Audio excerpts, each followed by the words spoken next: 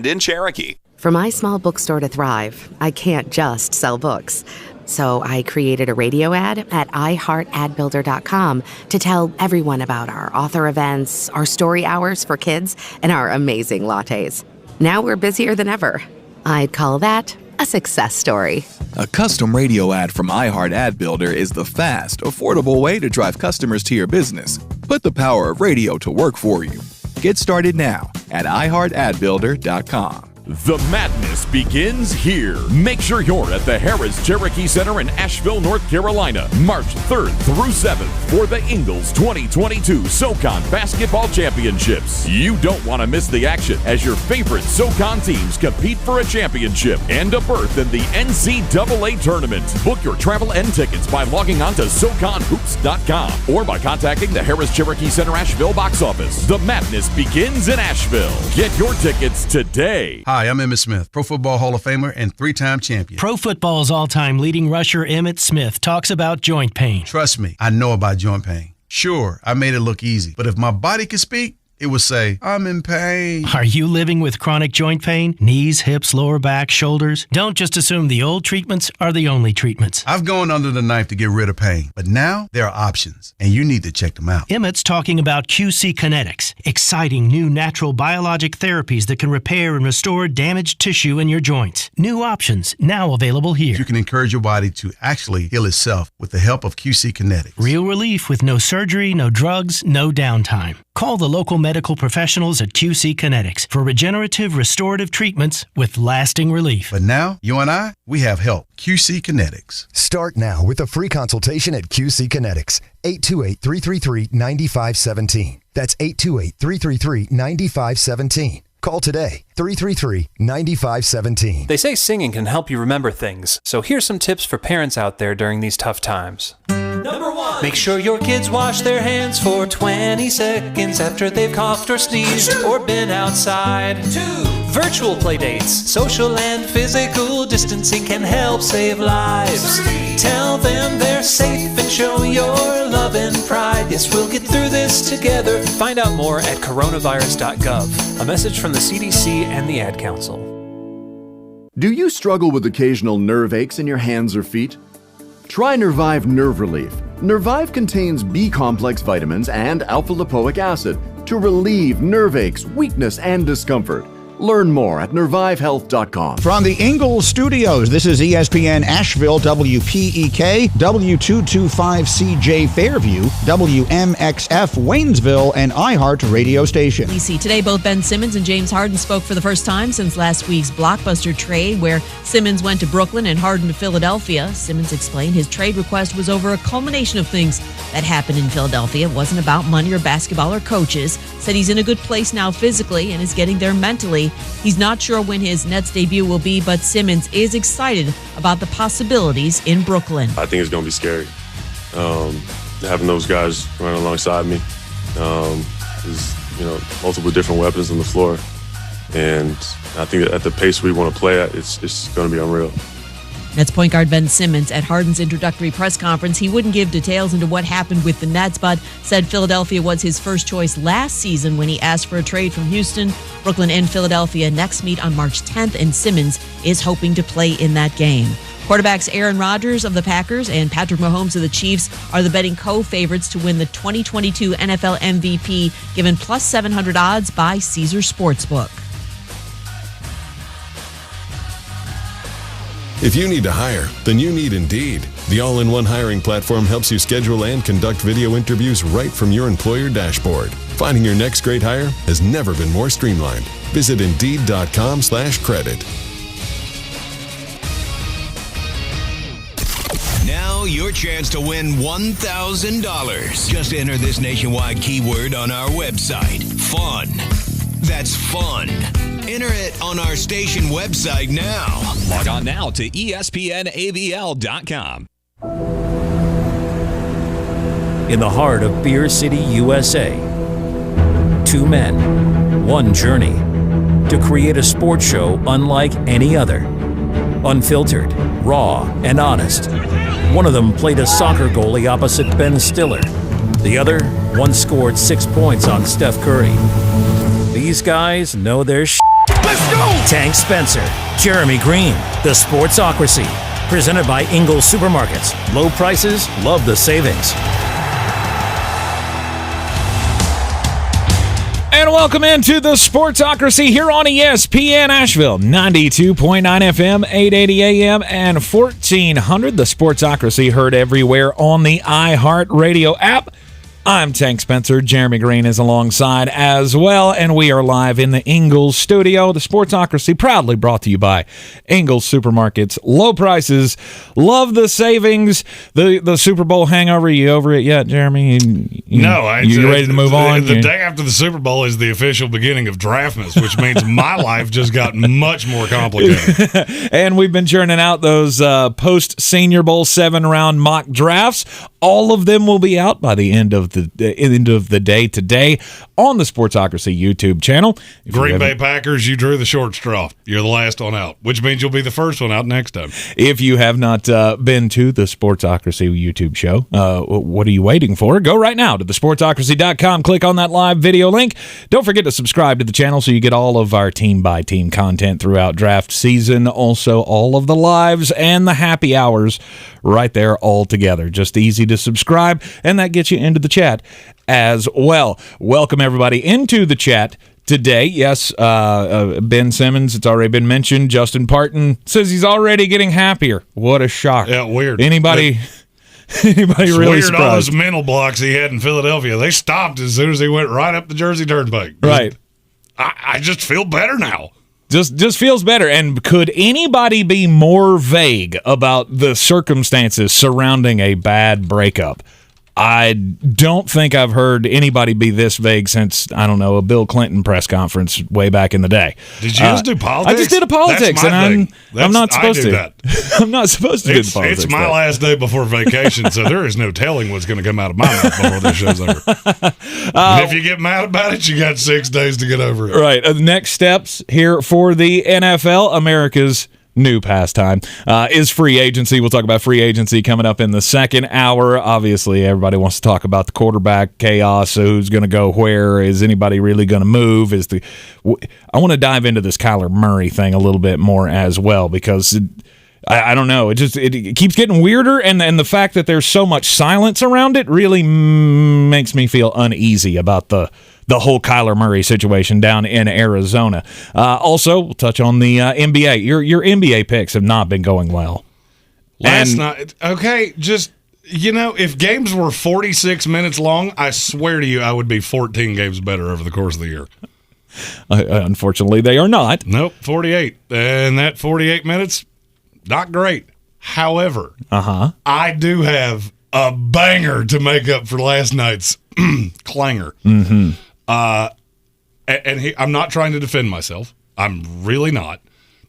But I just want to state for the record, it's really hard for a college basketball team to go 40 minutes and hit as many three-pointers as I did. That's hard to do. Virginia managed to do it last night. Thanks, Virginia. Oh, wahoo! Also, I believe one of those picks was the Brooklyn Nets against the Sacramento Kings. I kind of got to take a little credit for it because I kind of goaded you into that. You did. Yeah, I didn't even put that one against myself because you goaded me into doing it. Brooklyn. I put that one on you. Brooklyn won pretty handily, and now everybody's flipping their lids. Like, they did this without their big stars. What's it going to look like when those guys come back? So we'll talk about that as well coming up here in the Sportsocracy. But first off, we've got North Carolina college basketball is in the news today. Nothing to do with the Tar Heels. This is the Duke Blue Devils we're talking about. And in a new book, it said that Mike Krzyzewski handpicked his replacement. And I don't have a problem with that. I mean, Mike Krzyzewski was always going to handpick his replacement. But it was for John Shire over a more established coach in Tommy Amaker. That's who the higher ups wanted. They wanted Tommy Amaker. And I'm going to say this as clearly as I can. If you're a Duke basketball fan, you should be really glad that Mike Krzyzewski is, and I quote, the Don Corleone of Duke basketball. Because John Shire, markedly better decision than Tommy Amaker. I would agree with that. There are some people losing their minds about this today, and I just don't even I don't get it. The book is getting ready to come out.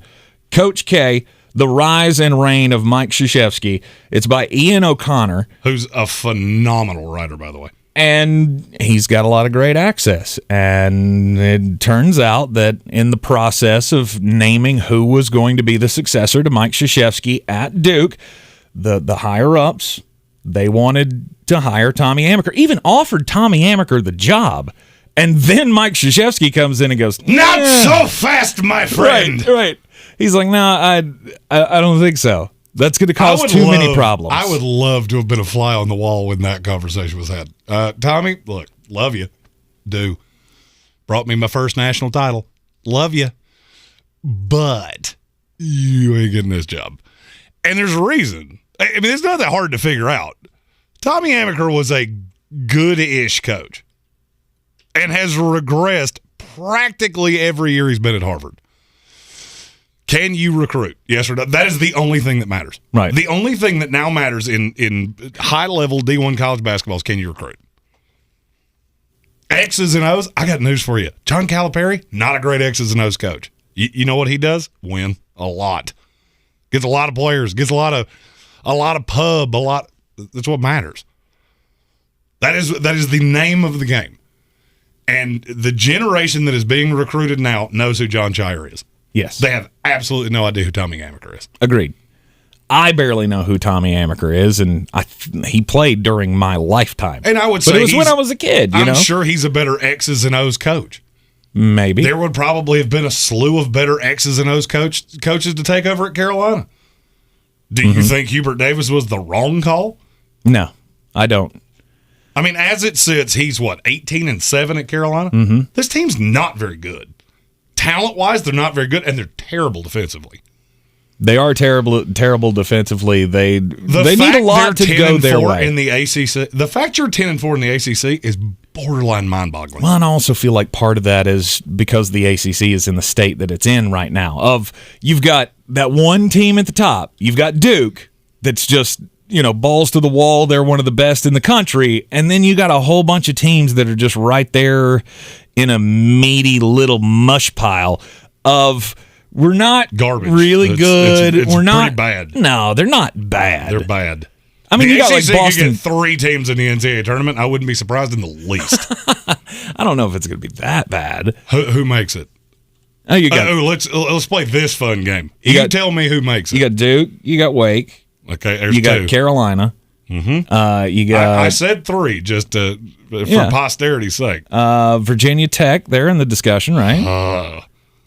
Virginia Tech is 16-10, and not good. They beat Virginia last night. I think the final score was like 53-44 or something. Just of course, you awful. got Wake Forest and Steve Forbes, who you've already said. That's part of the 3 did I already say that? Said. Yeah, I mean you can say Carolina and Duke again if you want to. Yeah, Carolina, Duke, Wake Forest. You get into Notre Dame, Miami, and both of those teams are they're doing stuff. Speaking of that meaty pile of.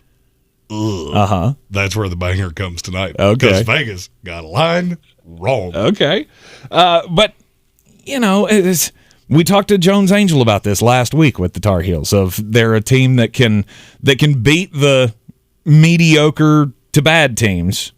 They might hang in there with the good-ish teams, and then they're going to get demolished by the best in the country, which we've already seen time and time again with, Purdue and who else? Tennessee beat them pretty handily. So the state of the ACC is not the best right now, but Duke is it's by a weird far. way to say bad, but okay. It's the worst year in the ACC in 20 years. Easy. Okay, I'm gonna give them hope. Give them a little hope. But you're even kind of missing my point. Okay, what's your point? What is Hubert Davis doing pretty well right now? Recruiting. Mm-hmm. He has 3 kids that are already signed for next year. Mm-hmm. Is it a 4 or 5-star class? No. And guess what? Roy wasn't doing that either. Yeah, we haven't been doing that for a couple of years. You know who is doing it? John Shire. Mm-hmm. Number 1 recruiting class in the country right now. You know who owns it? Duke. John Shire. Because that's all he needed. He needed somebody that would carry on his legacy, and he has been right at the right hand of Krzyzewski for countless years. The funniest part of this whole story is that apparently after they offered the job to Amaker, Krzyzewski said, the only way I'm doing that is if you come in as an assistant to me for 1 year in my last year. Oh, yeah. Knowing that's going to bump somebody off the bench. Well, and it will create animus with Shire. Well, because Coach K is he's a big guy about continuity. He likes to have continuity, and he doesn't want to throw a new coach in, even though he's related to the family. He's within the family. That we're not going to throw him in the first year. So you would have to come on and be the associate head coach or the assistant head coach or head coach in waiting or whatever you wanted to call it. And that would mean demotions for everybody else. So Nolan Smith would have to take a back seat. John Shire, by the way, was never happening. No, John Shire would have to take a back seat as well. So going outside the family didn't make a whole lot of sense. But this is not outside the family. This is the family. Sorry, this is I meant outside the coaching the program. tree would be named after Tommy Amaker. Yeah, no, I meant outside the program. But Scott Cutshall hit it exactly right. And Duke fan, if I'm not mistaken. Yes. Kay wants somebody that will continue the legacy he's built. Amaker won't do that. Amaker will try to put his own stamp on it. John Shire, I am fully convinced. You will not even really know that Krzyzewski's not there anymore until 5 minutes to go in a close game. That's it. You will never know the difference because they have built the Duke brand. And nobody wants to hear that. But it's the whole brand building that because in the, I think, mid to late 90s, he completely changed how he ran this program. And weird, the success rate has been drastically higher since then. They recruit better. What was it? The Brotherhood? Isn't that what they call that uniform? Yeah, I think so. They build all of these things together. And now Duke is the predominant power in college basketball. It hasn't resulted in the national titles that you would expect, but you're in a position every year. There's no blip year for Duke. So why would you ever do anything different? I'm dumbfounded that this has been the biggest story of the day. Do you remember how bad Tommy Amaker was at Michigan? No. Now, granted, that was a long time ago. That's like 20 years ago? It was while it was the whole time I was in high school. Yeah, so about 20 years ago. He made the tournament 0 times. 0. Won the NIT 1 time. And then you've been at Harvard. But, I mean, here's what nobody really wants to talk about. Krzyzewski's not the easiest guy to get along with. He's just not. He's an alpha male. Are the greats ever, though? And that's exactly what I was getting ready to say. Right. You know what? There are people who said the same thing about Dean, said the same thing. Literally every coach not named John Wooden. He's the only one I've ever known that was super likable. And Roy was super likable. But he wanted things done his way. Yeah, he still ruffled feathers. Yeah. He still went against the grain at times. And I find it comical that all of these all these people that are affiliated with Duke are losing their mind that the administration wanted Amaker and Krzyzewski said, no, we're not going to do that. This is the guy he groomed for this. It was Chris Collins. And then Chris Collins got impatient, went to Northwestern. And then it was Woj. And then Woj left and went and took the Marquette job. I would argue it was never really Woj. You don't think so? No. I would argue it was never Woj because I always heard that Krzyzewski had basically told him it ain't going to be you. Can't tell you who it's going to be. Can tell you it's not going to be. It's not going to be you. Well, maybe that's why he left and took the Marquette job. And that's why he went on to Marquette. Right. I agree. I agree with you. I don't know why people are upset about this. Oh, because people like being upset about things. Well, yeah. They're like you. They want to go Abe Simpson and yell at clouds. What? Like I'm the one that yells all the time. No, I don't yell at clouds. I yell at tangible things. And often people. And often people. All right. I mean, I don't know why you would rankle at Coach K wanting to choose who's the next guy. And here's the thing. Every great has done that. Dean chose Bill Guthridge. Roy chose Hubert Davis. Why are we surprised that who else would you think had any role in this? Oh, I mean, we talked about this at time and time again when Coach K was not even talking about retiring. We were like, it's eventually coming, so who gets the call? I remember distinctly having that discussion. We went through the whole list. Tommy Amaker obviously was on it, and Collins and Quinn Snyder and Bobby Hurley at Arizona State. I think at this point, Bobby Hurley's not getting any job. After how things have gone at Arizona State. Yeah, no, that's not going to happen. But it's John Shire, and as much as you don't like John Shire, because if you're not a Duke fan, you hate John Shire. He was one of those in that line of succession. Yeah, see, for some reason I don't. There's not a hatred for him. Really, there was a hatred for Wojciechowski, Jay Williams, Shane Battier. Mm-hmm. I could do that. J.J. Redick, Grayson Allen. For some reason, my despising of Duke players, it skips John Shire. Really? I think it's because he got beat in the tournament, and he brought me one of my greatest moments, and they lost to Lehigh or whoever that was. He's fully in the Duke hatred category. Oh, I'm not saying I'm a common, but see, I'm a Florida State fan. Right. So for me, and if I remember correctly, we did pretty well against them during the Shire years. They've always had the guy. They've always had the guy that you hated to go up against, whether it was, Chris Duhon or... I didn't hate Duhon either. Really? I like Chris Duhon. Then again, I've met Chris Duhon, and he might be the nicest human being I've ever met. I'm a Tar Heel fan. You put that jersey on, chances are I'm going to hate you. That's one of the fun things about being a periphery guy. I met Nolan Smith at the ACC tournament a couple years ago. Nicest guy you will ever meet in your life. I can't hate that guy. I want that guy to get his own head coaching job badly. Which he will. He'll get his own head coaching job after John Shire continues the legacy of Coach K, because it was going to be one of the two of them. I feel like. Oh, absolutely. So, John Shire's going to get his shot, and in the next 2-3 years, if recruiting drops off, then Nolan Smith is there waiting in the wings, or Nolan's just going to take off and go do his own thing. Since we're talking about Duke coaches, I have to tell this story. Okay. Nolan Smith is the only celebrity I have ever met that asked people if they wanted a picture with him. That's funny. This was during the Zion Williamson just craze. So we were right outside. I just so happened to pass the Duke bus as we were going in. I have never met a more gracious person in my life, because it was all Duke fans. Right. And me. I had my Florida State hat on, so I stuck out a lot. Yeah.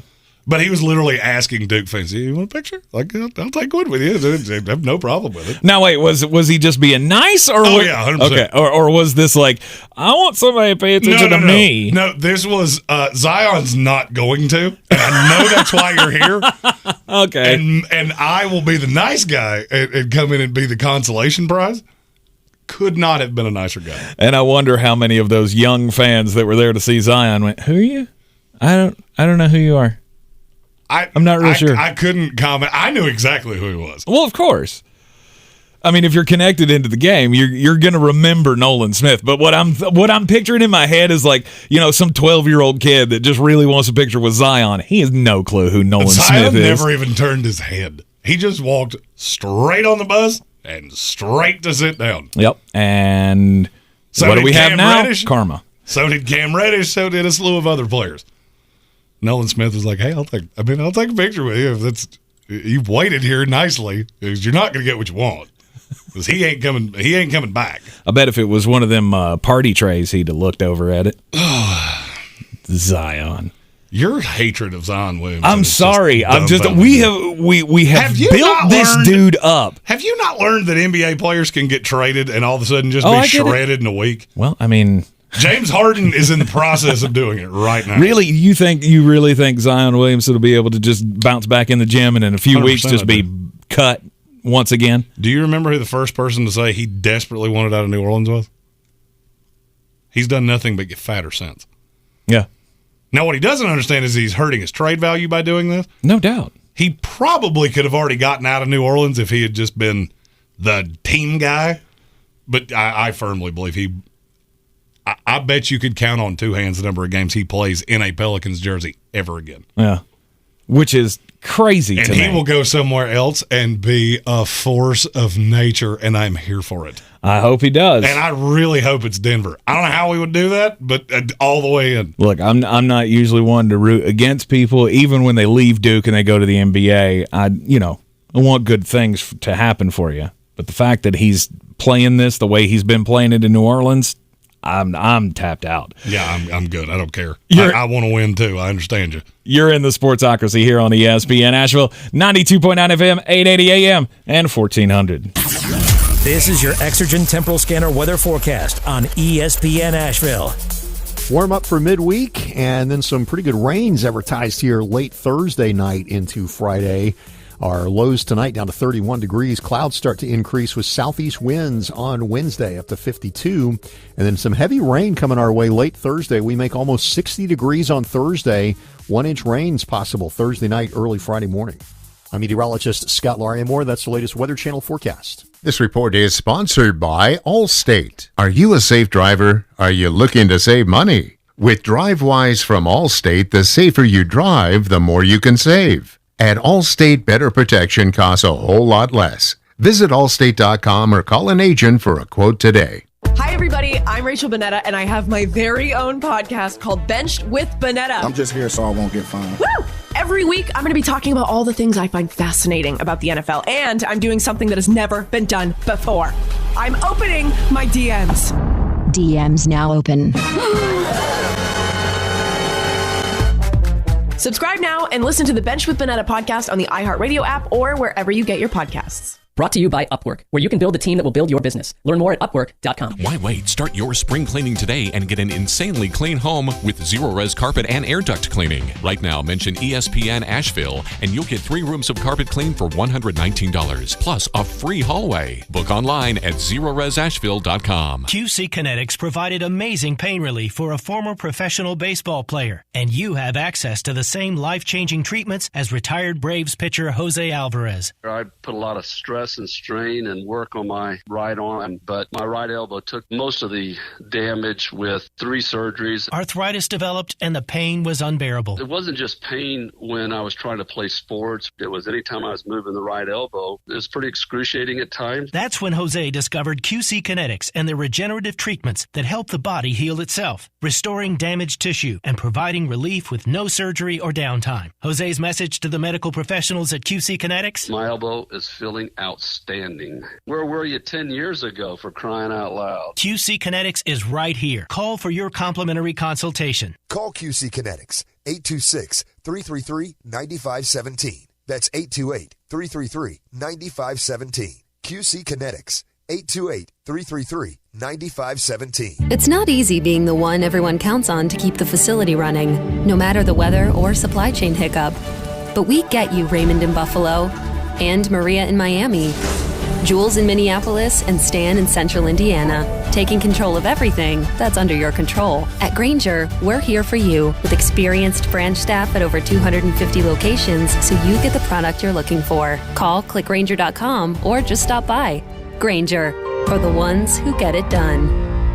Hey guys, I'm Ziggy, your local Philly girl, owner of Ziggy's Bakery and Deli. I've created a traditional northern deli with only the most authentic cheesesteaks outside of Philadelphia, served with provolone, white American, or Cheese Whiz. Our other classic deli sandwiches are made with the best quality meats and cheeses, available sliced by the pound. Join us for breakfast for house-made bagels with our custom cream cheeses. Or for something heartier, try a pork roll, egg and cheese, or house-cured lox. Ziggy's Bakery and Deli, in the corner of Asheville Commons, 1550 Hendersonville Road, open 8 to 3, Tuesday through Saturday. I believe real estate isn't about properties. It's about people. I am Clarissa Marshall with eXp Realty, serving all of Western North Carolina. Navigating the home buying and selling journey can feel overwhelming at times, and that's why having an agent who cares about you and your needs is key. I'm a native of Western North Carolina, and I close over a home a week. I'm an expert in the market, pricing my sellers correctly to net you the most money, and working as a skilled negotiator for my buyers. Please give me a call today at 828-774-6343 to set up a complimentary market analysis.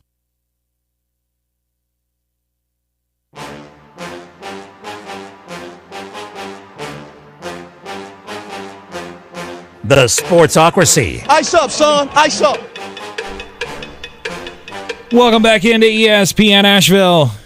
It's the Sportsocracy, heard everywhere on the iHeartRadio app, seen everywhere at thesportsocracy.com. The latest news coming out of the NFL is that coming up on Thursday, Kevin O'Connell is going to be announced as the new head coach of the Minnesota Vikings. I give Sean McVay 2 whole days to just go, I'm not coming back. You still think that's a possibility? Oh, I know it's a possibility. I mean, he basically came out and said it. They asked him about his future. He said, we'll see. If you were definitive, you would have shut that down in a heartbeat. He's sitting around going, I can make how much and don't have to beat anybody? I mean, really, you think that this could be a situation where they make the announcement Kevin O'Connell's coming? Oh, no, O'Connell's going to Minnesota. But okay. I was never really committed that he would get that job anyway. I thought it was more likely it would go to Raheem Morris. Okay. Because I was wondering, do you expected like a Josh McDaniels type thing here where he agrees to take the job and then goes and then Sean McVay makes his decision. He's like, no, screw it, I'm going back. No. The Rams were go ahead, Kevin. You want to take the Minnesota job? You enjoy that. You ain't getting this job. Another Rams offensive coordinator getting a head coaching job. If you had a cup of tea with Sean McVay, that's okay. There could be a lot of people having plenty of cups of tea with him because that might be what he does for a living. That ain't gonna happen. I still feel way more real than people think. I still feel like at the age of 36, he's not there yet. You're worried about that. You're worried too much about how old he is. You don't seem to be understanding. This is your one crack to get the bag. This is the biggest ever, and it may never be like this again. Amazon is taking all hands on deck to do this the best way humanly possible because there's so many people that don't believe in it because they've dipped their toe in it. It hasn't gone well. Streaming issues. There was a playoff game. I can't remember who it was. I want to say San Francisco was involved. And no, it wasn't a playoff game. It was a Saturday game. And the only way you could watch it was on Amazon. It was borderline unwatchable. And they know that. And they know that there is that stigma in some football fans' heads of how that went. So they are just all hands on deck for this. I don't know with the contract. How old he is? And the reason I'm so worried about how old he is because I feel like this will be an opportunity that'll be there for him at any time. Now, the $170 million or whatever is rumored that Amazon's going to be shelling out, $17 million a year. Yeah, then the money may not be as great, but we haven't seen that happen in the NFL. Everything attached to the NFL has been getting greater and greater and greater and greater. So I would only imagine that the TV money's still going to be there whenever he's ready to do this for real. And you're looking at it backwards because he could go take the TV money and have any job he wants, any time he wants, just like Bill Cowher did. For 10 years, he was the coach every team wanted when they fired their coach. Mm-hmm. How many times did he even really entertain it? Handful, once, maybe 3. Never came back. Right. Do you know how old Bill Cowher was when he walked away? 47. 47 years old. That's older than Sean McVay. But do you remember why he walked away? Because of his kids. Mm-hmm. Sean McVay wants to have kids. Yeah. Getting married in a few months. Yeah, trust me, it makes all the sense in the world, and there's a reason he's not shutting it down. Right. I don't think he's made his decision as of right now. I could easily see him taking a week after the Super Bowl and just going, how do I really feel about this? I still have a championship window open, though. And I feel like that might get to him. I mean, a couple of years down the road, maybe so. Right now, after winning the Super Bowl, I can't imagine a guy with that much clout, that much hype around him is going to walk away. But maybe he can. Maybe. It's a whole new world that we're living in these days. Boy, you must be outside your mind. The Sportsocracy. Just a bit outside. He tried the corner and missed. All right, Jeremy, you're the golf guy. So how important is it that Colin Morikawa is saying no to the Super League? This big Saudi-backed league that's been trying to throw gobs of money at everybody in the PGA to come and play in their tour, knowing full well that they are going to be ostracized by the PGA. Colin Morikawa. I don't buy it, and I never have. You You don't buy what? The PGA would ostracize these guys. Go away. Yeah. We'll ban them for life. No, you won't. No, you won't. No, you won't. No, you won't. Is golf not more stodgier than baseball, though? Good Lord, no. Are they not? No, they used to be. They used to be. Did you see the Phoenix Open on Sunday? Just raining beers on people. And now, granted, that's the Phoenix Open. I'm not going to lie to you. That's a different scene than anywhere else. That's always your favorite. That is the 16th hole in Scottsdale is, if Jeremy could create a golf hole, that's probably what it would be. Just people raining down beers on hole-in-ones. But, yeah, no, the PGA is not nearly as stodgy as baseball. Okay. Colin Morikawa has only been pro for 2.5 years. He's already won 2 majors in the PGA, and he did listen. He had the meeting.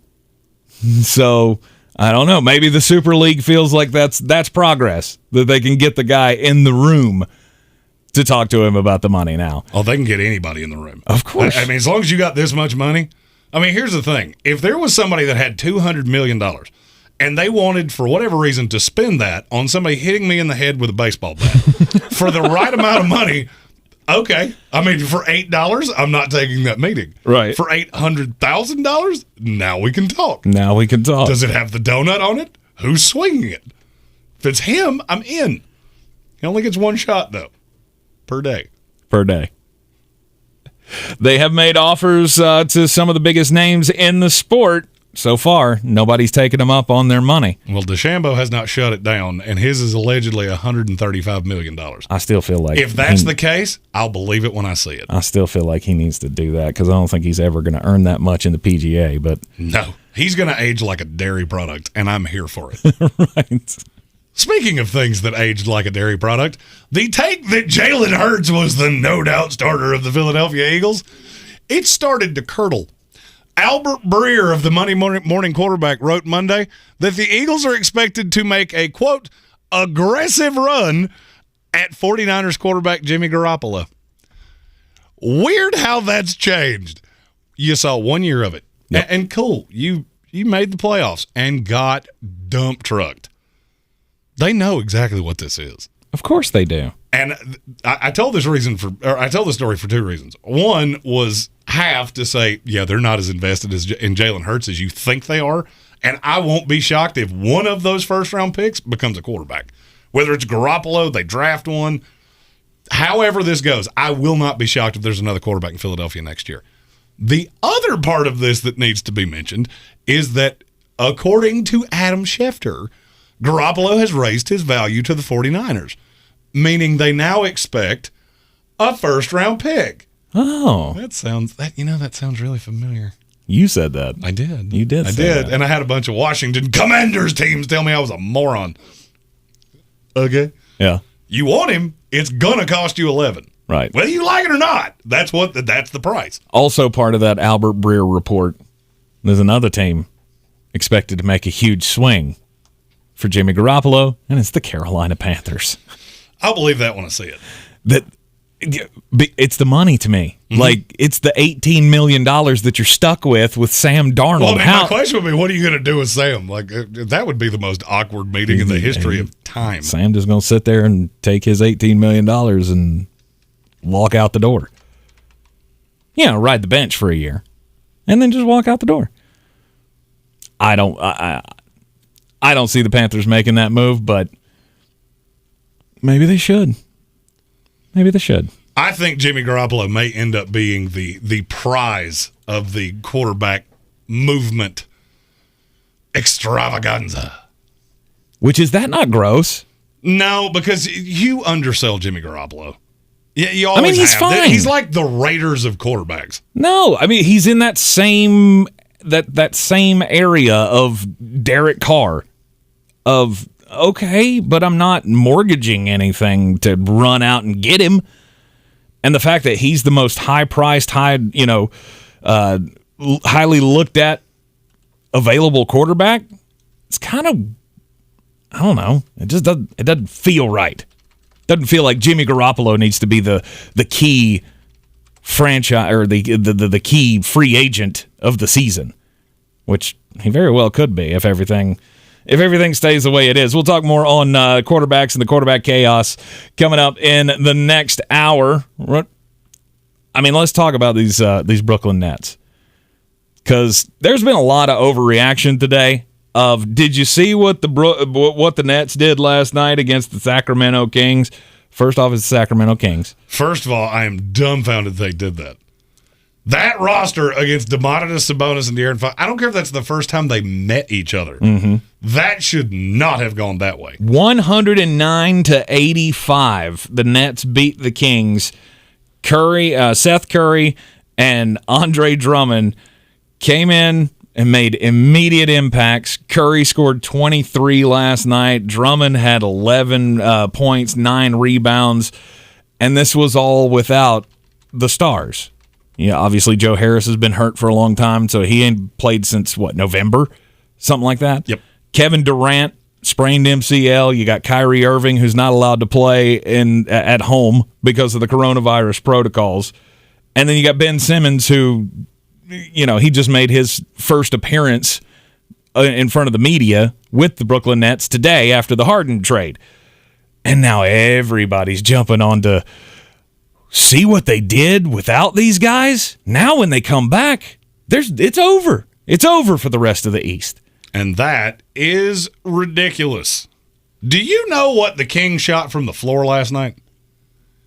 Oh, let me guess. It was 38%. You're too high. Ooh. It was 34. Ooh. It's one of the lower numbers I've seen in the NBA in a long time. Okay. Cool. You beat a team that couldn't hit water off a bridge. Doesn't change anything for me. Leading scorer on the team last night was Seth Curry. Mm-hmm. Stop. I would, just looking at it as objectively as I possibly can, if they came back healthy and you had KD, knowing you're going to have Kyrie every 2 nights in the playoffs, I would say they're probably the 5. The 5 in the East? I would like Miami better. I would like a healthy Bulls team better. The Cavs are the one that I don't really put much stock into. I would like the Sixers better. I would like the Bucks better. I would like the Celtics. So they'd be 6. Okay. That's with all of that. Because you got to understand, the second unit on this team is terrible. I mean, offensive to your eyes, hard to watch, and couldn't defend a desk lamp. Mm-hmm. Now, the Ben Simmons thing will help that. I said well before this trade ever happened, you have to do this. Because the James Harden thing is not going to work if everybody was holding hands and singing Kumbaya. Which wasn't the case. No. So even take that out. The construct of that team didn't make any sense. Now with Ben Simmons, I at least get it. When Kyrie plays, you will try to keep those two off the floor together, except in late game situations. And even then, Ben Simmons is such a bad free throw shooter that you could pull him off in the last 4 minutes, and it probably gives him more value than he ever had in Philadelphia. Mm-hmm. But I still don't think you're better than Miami.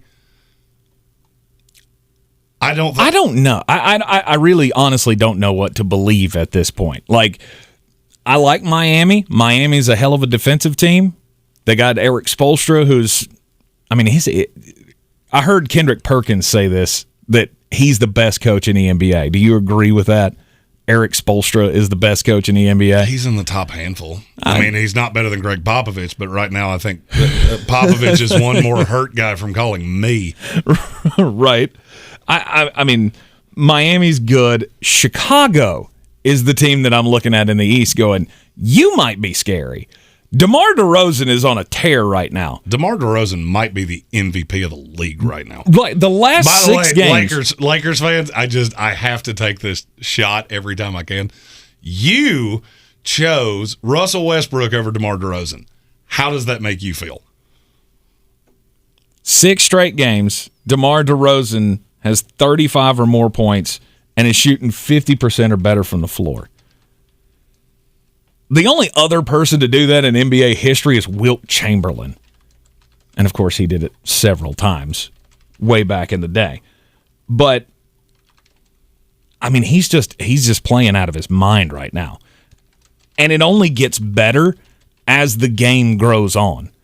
Like, they get into the fourth quarter, and a quote from Kobe White last night was, he just turns into a monster. Like, he's always a monster on the floor, but when it's late in the game, he is a monster times 2. And with all of the other pieces that Chicago has right now, and Zach LaVine comes back from injury, I think they actually might be the team to beat in the East. It's all going to depend on really what happens with James Harden in Philadelphia. Harden fully bought in as the 2 behind Embiid with a good 3 in Tobias Harris. Maxey, now that the path has been cleared to playing time for him, I would say Philadelphia is the best team in the East. But Miami, Chicago, kind of, and Milwaukee. The thing about Milwaukee is that they're just sitting back waiting. I mean, of course, they don't need to be the 2 in the East. They can be the 4, and they're still terrifying. Mm-hmm. But will James Harden come in and upset the apple cart for Tyrese Maxey? I don't think so. Okay, I really don't think so. I think he's going to come in and I'll be honest with you, asking for the trade in Brooklyn really bothered him because he knew how people were going to react. It was exactly how we did. Of course. This is the third team you have now, once quietly, once very forcefully, and then you tried to do a third time quietly and it leaked. Mm-hmm. I mean, you knew how that was going to go. He's more conscious of his image than I ever imagined. And I do. I think he goes into Philly with a chip on his shoulder, and that is a dangerous version of him. Okay. Well, mainly because I've actually seen him play. When he first got to Brooklyn, he was not a terrible defender. Mm-hmm. That laissez-faire, I will kind of throw my hand up to act like I want to. You can shoot right over me. Yeah. That stopped. But you think in a 7-game series, Miami would beat the Brooklyn Nets? I don't know how they would score on them routinely. Mm-hmm. Miami's just so much deeper than they are. Obviously, there's a fantasy scenario here of... And I can't emphasize this enough, your second best player can only play half the game. Well, that's what I was getting ready to say. Which just constantly throws you in this churn of you can never get in a rhythm because your offense is completely different with him and without him. Well, like I was getting ready to say, there's this fantasy scenario of what if the protocols go away? They very well Which could. Which is way more likely than people think. Oh, yeah, absolutely. The mandate that's keeping him out in New York City, New York State has already lifted all of this stuff. Hey, were he playing anywhere except for inside the city, he would be able to be playing right now. How long does it take for the city to come around? And then that's no longer a thing. Now it opens up the door for them to, get their full use out of all of the guys that they have. But I don't know. I still like Milwaukee better than the Brooklyn Nets. I mean, as long as you've got Kevin Durant, you're going to be lethal. Oh, of course. I just think until that Kyrie thing was, I can't. I'm with you. And I understand the theory with Ben Simmons. Ben Simmons can now be your one. He can be your point guy anytime Kyrie's not on the floor. And so now you have an elite, high-level, all-star type ball handler no matter what happens. The only problem is I have no idea how they're going to play together. Right. I'm with you on Cleveland, though. That is the one team that I don't know that I can really buy into. I look at Cleveland and feel like they won a fan contest, and at some point it's going to come out that they're not nearly as good as they have played. Well, I mean, they have played really well. And if you can seamlessly put, Lauri Markkanen back into the mix here from his injury, they're really and big and Karis they're really LeVert. good at the basket, but I mean, okay, it's Cleveland. Like, really? Right. I mean, the only time we've ever had a reason to believe in Cleveland is when they have a giant superstar. A LeBron. You can say the name. Nah. His name is LeBron. I mean, you go back even to the days when I was a kid, and they had Sean Kemp, and I mean, they were. When Sean Kemp played in Cleveland, I think he weighed about 4 bills. Not he immediately. Made Zion Williamson. Not immediately. That took a minute. No, not really. By the time he left Seattle, he discovered that butter it can be a condiment on any food. Back in the Brad Daugherty days, there was hope. I'm just saying they haven't always been the worst team in the league. But that was also almost 40 years ago. Of course. So. Oh, stop that. I'm not that old. Jeez. Yeah, you are. Jeez. Actually, you are. But the Bucs getting Serge Ibaka in the trade deadline deal, I feel like that's going to help them out. And I feel like that they're just kind of waiting back and seeing what's all happening right now in the East. I wish we could talk about our Hornets being in the mix in the East, but wait a minute. I don't think what that's a team thing. did you just say? The Charlotte Hornets. They might be featured in the next segment. Aggressively. We got Green on Green coming up next. It has not gone particularly well. So we went back to basics. Basics. Throwing darts at a board. Here we go. We went back to, I looked at lines and went, that's stupid. And I found 5 of them. There you go. Green on Green is coming up next here on ESPN Asheville. At Ingles, we know the ever-present struggle of, what am I going to make for dinner this week? That's why we started the Ingles Table. It's a website that brings the best chefs and food experts right into your kitchen. You can sort through hundreds of recipes for every occasion, watch how-to videos, and print shopping lists to take to the store. It's all waiting for you at ingles-markets.com. Ingles. Low prices. Love the savings. Rogue Combat Club, Asheville's home for comprehensive martial arts training, has a goal for our community, one that's stronger, more fit, and unwavers in its support of one another. Rogue Combat Club's instructors have competed at the highest levels and offer classes for everyone from young children to adults in Brazilian Jiu-Jitsu, Muay Thai, and wrestling. Rogue Combat Club classes can help you boost your self-confidence and self-defense skills while weeding out the egos and intimidation found at other gyms. Join today at roguecombatclub.com. Crooked teeth may embarrass kids whose families can't afford braces, and trying to fix their teeth themselves can make things worse. Luckily, there's Donated Orthodontic Services, a program from the American Association of Orthodontists. For children and teens who qualify and are matched with a volunteer orthodontist, treatment can be life-changing and help them smile with confidence. Learn more at aaoinfo.org. iHeartRadio Earth knows small changes can make a big difference. Want to reduce your food waste? Embrace your freezer. From bread to meat and even cheese, most foods can be frozen and cooked later. Plus, a full freezer uses less electricity. Brought to you by iHeartRadio Earth and the National Environmental Education Foundation. To find more tips for smarter, sustainable living or to take action in your own community, go to iHeartRadio.com/earth. Hey folks, DG here. Y'all know I've always loved the slogan, Smiles Change Lives, which I first heard years ago from Dr. Rebecca Merrill of Asheville Smiles. I hope you will live that slogan here in 2022. Whether it's just time for a routine cleaning, you want to learn more about Invisalign, a great alternative to braces, you need a diagnosis and treatment plan, or if you don't have dental insurance, you just want to learn more about her special membership plans. 828-251-2426 or AshevilleSmiles.com. The madness begins here. Make sure you're at the Harris Cherokee Center in Asheville, North Carolina, March 3rd through 7th for the Ingles 2022 SoCon Basketball Championships. You don't want to miss the action as your favorite SoCon teams compete for a championship and a berth in the NCAA tournament. Book your travel and tickets by logging on to SoConHoops.com or by contacting the Harris Cherokee Center Asheville box office. The madness begins in Asheville. Get your tickets today. With Credit Karma, you get your credit scores for free. But what else can Credit Karma do for you? Well, say you want to get a new credit card, one with a great interest rate and no annual fees. Credit Karma can help you compare the best cards for you and show you which are the highest rated by our members. Plus, you can see your approval odds up front, so you can feel more confident and apply in just a few clicks. All thanks to Credit Karma and your credit scores. Get your free scores and find the right card for you at Credit Karma. Approval not guaranteed, subject to checks. Welcome to Allstate, where we bring it all together. And bundling your home and auto is good, right? And it saves you up to 25%. It all comes together.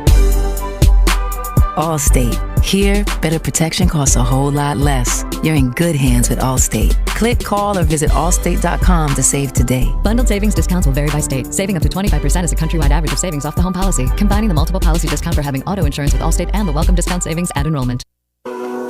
Coffee's the closers on. Get them the money. Then when you get the money, you get the power. That watch costs more than your car. Then when you get the power, then you get the woman. 1, 2, and 1 last night, or actually 1 and 3, because I had the line wrong. I thought I pushed again, but I actually lost that. Leaves me at a woeful, disgusting 50, 58-4 against the spread, so we're going back to basics. There's no real analytical analysis here. I just found lines that don't make any sense. First one, the Charlotte Hornets are a 6-point dog tonight. That doesn't. They're at Minnesota, not Washington. That doesn't really make sense to me. Minnesota has preyed on bad teams, and yes, they can score points. They can't stop anybody. This is two bad teams, two bad defensive teams that are both pretty good offensively. 6 points is too many. I'm not telling you Charlotte's going to win. I think they cover the 6. Give me the Hornets plus the 6. The Memphis Grizzlies are a 4.5-point favorite tonight at the New Orleans Fighting Zionless Pelicans. New Orleans is not good, and I don't know why people keep falling for that they are. They play good teams and get slaughtered. To me, this should have looked like the Phoenix Suns line, which is 13.5. Give me the Grizzlies minus 4.5. Finally, those Philadelphia scrappy 76ers we were just talking about are a 2-point dog tonight at home against the Boston Celtics. Over-under is 210. I feel like people are underselling how different, with no Seth Curry. Yeah, they're a little better defensively, but the lines come down too much. This is going to be a higher scoring game than people think, and I think Philly's better than Boston. Give me the Sixers outright and over the 210. Go and do likewise, gents. The money's out there. You pick it up, it's yours. You don't, I got no sympathy for you. And you can take all those wagers over to betus.com. BetUS.com. Use the promo code SPORTSOCRACY. You'll get a 125% deposit bonus on whatever you put in, up to $2,500. I'm going to say this again. That Hornets line stinks a lot. Minnesota's very good against bad teams. Not telling you Charlotte's great. They're not Thunder, Detroit, Piston bad, which is who Minnesota has been preying on. Mm-hmm. And the addition of Montrezl Harrell changes things just a little bit. Just a little bit. Did enjoy seeing him after his first game. Said it was the most fun he'd had in a while on a basketball court. So hopefully there is a turnaround coming for our Charlotte Hornets. There was some history made in the NBA last night. Jeremy, I know you're not a Knicks fan anymore. Nope. And I know this may not upset you as much as it would have at one point, but the first time a teenager has ever had a triple-double in Madison Square Garden. And who was that guy? Josh Giddey. And who did I tell you to play last? Oh, yeah. Josh Giddey. That guy. Yeah. I might have screwed it up the first time I said it, but I came back around. You did. Who did you call him the first time? Lou Dort. Lou Dort, that's right. Lou Dort I was out. trying to say that with Lou Dort out, Josh Giddey is a home run play tonight. 28 points, 12 assists, 11 rebounds. Josh Giddey becomes the first teenager ever to have a triple-double in the Madison Square Garden. He's a really hard player to quantify. I can't really figure out, would you be this good if this team wasn't this bad? But he's so young. He's a lot of fun to watch. Mm-hmm. Not the greatest shooter you've ever seen. But he's fun to watch. I'm not going to lie to you. I like watching the Thunder more than I'm proud to admit. Mainly because it's all draft nerdy guys that no one that has a social life should know they are. But I do. But you and do. I love to gamble on it. 11 weeks ago, I weighed 295.4 pounds. And when I went in to weigh in at PhD weight loss this past weekend, 257.8 pounds. They gave me my little breakdown here, and I am doing phenomenal on this program. In just 11 weeks, my body fat percentage, which, get this, I was over 40% fat. Of course, you probably looked at me and knew that right off the jump.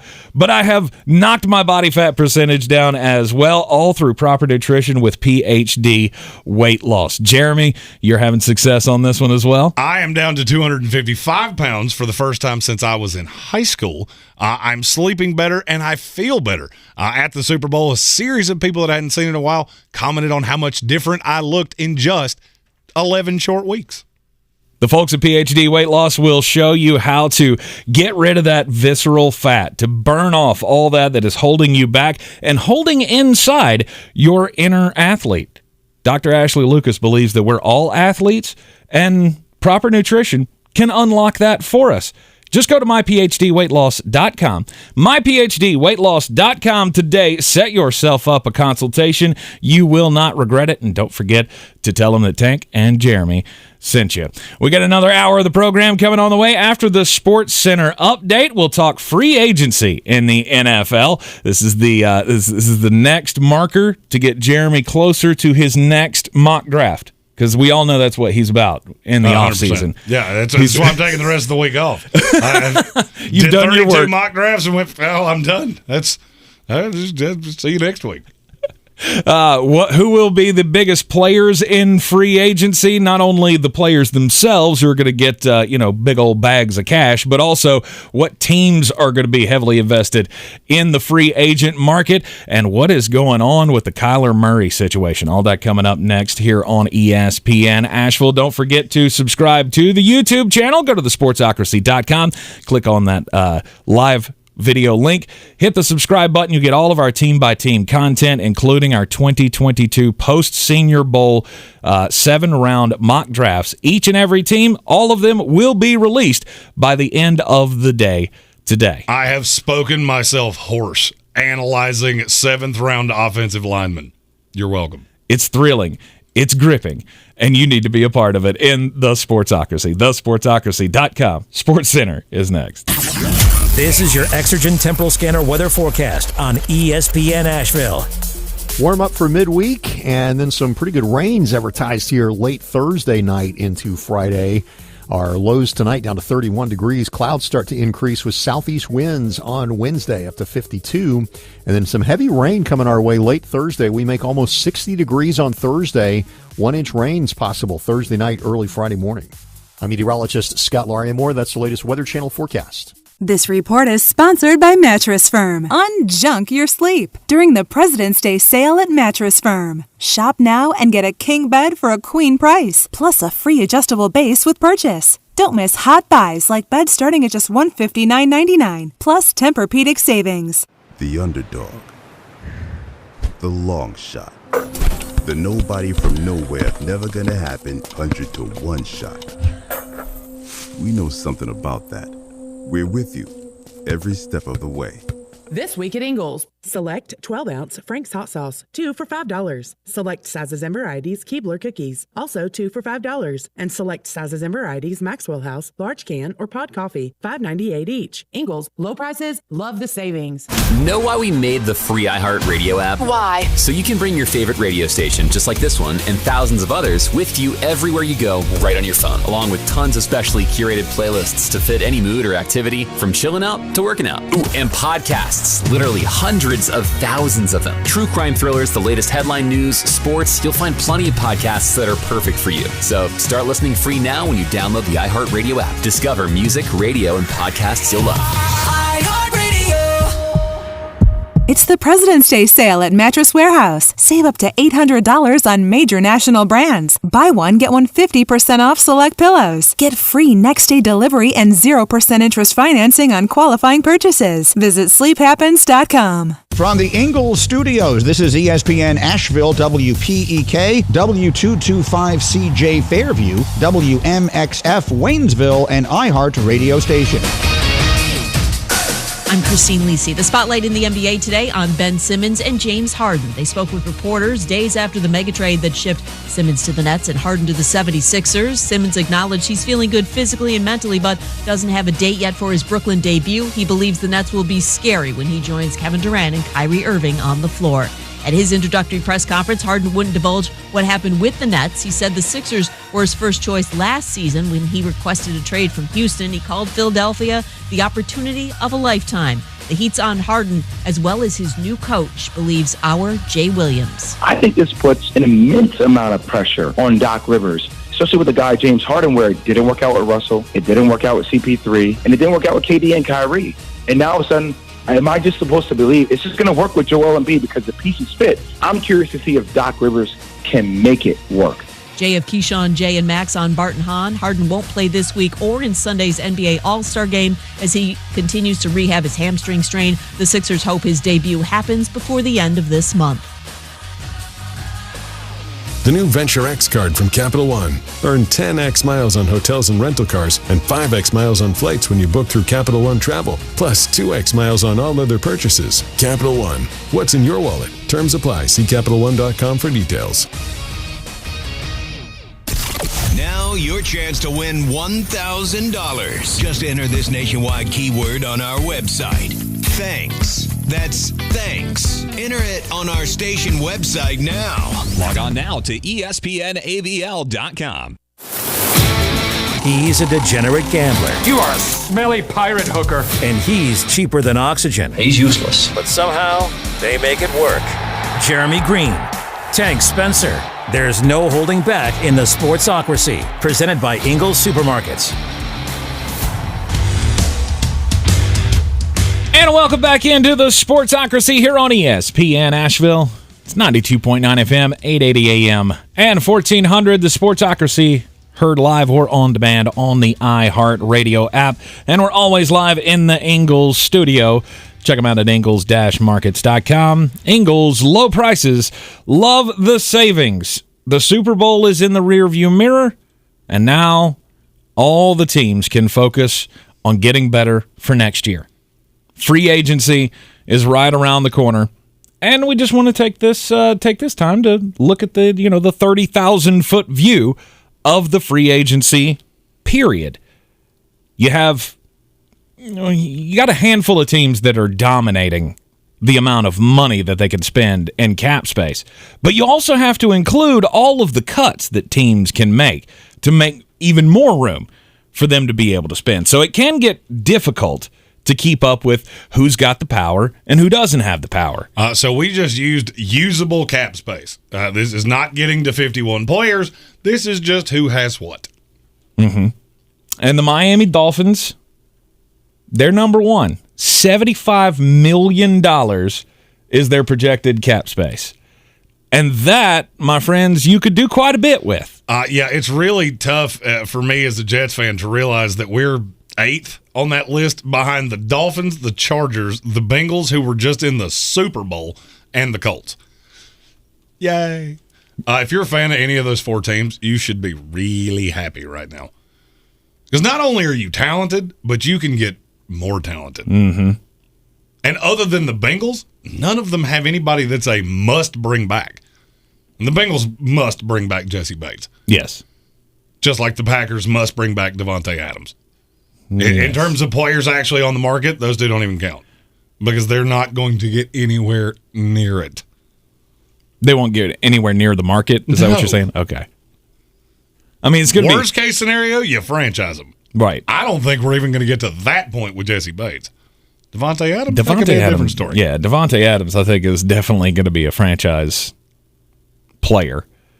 And then because you can't let him walk out the door.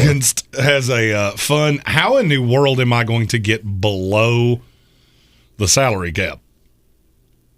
Time, right? Because they are $40 million over the cap. $40 million over the cap. You got to somehow bring Aaron Rodgers back. They've already said we're going all in to bring Aaron Rodgers back. Well, no kidding. You got Jordan Love as your next option, and we all know that you don't feel happy about that. No. We all know that was the worst decision you possibly could have made. Well, I don't know if it's the worst decision. It's up there. It's bad. It's maybe it's not the worst, but it's pretty darn bad. Because you thrust all of this turmoil onto your team for nothing. For absolutely nothing. Because you're getting nothing from Jordan Love. No. He's not going to be your starter if Aaron Rodgers, if they are able to go all in and get Aaron to be back on board, which, I mean, it seems very likely to me, but it just depends on the day. Like what side of the bed, who wakes up on that morning, whether or not Aaron's okay with it or whether he's looking for other options. Let me say this as clearly as I said about Russell Wilson. There is no shot Aaron Rodgers plays for anyone but the Green Bay Packers next year. 0.0% chance. And what makes you so sure? Logistically, it's almost impossible. There's almost no way. Let's say that's what he wanted, and he just didn't want to play. There's almost no way Green Bay could actually acquiesce that. That's one of those things that's always comical to me about when people start doing, especially in the NFL, start doing roster finagling. Like, you don't really understand how this cap works, do you?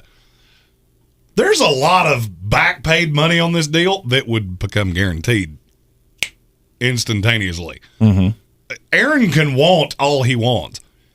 He said at the MVP presentation that the animus between him and the Packers is gone.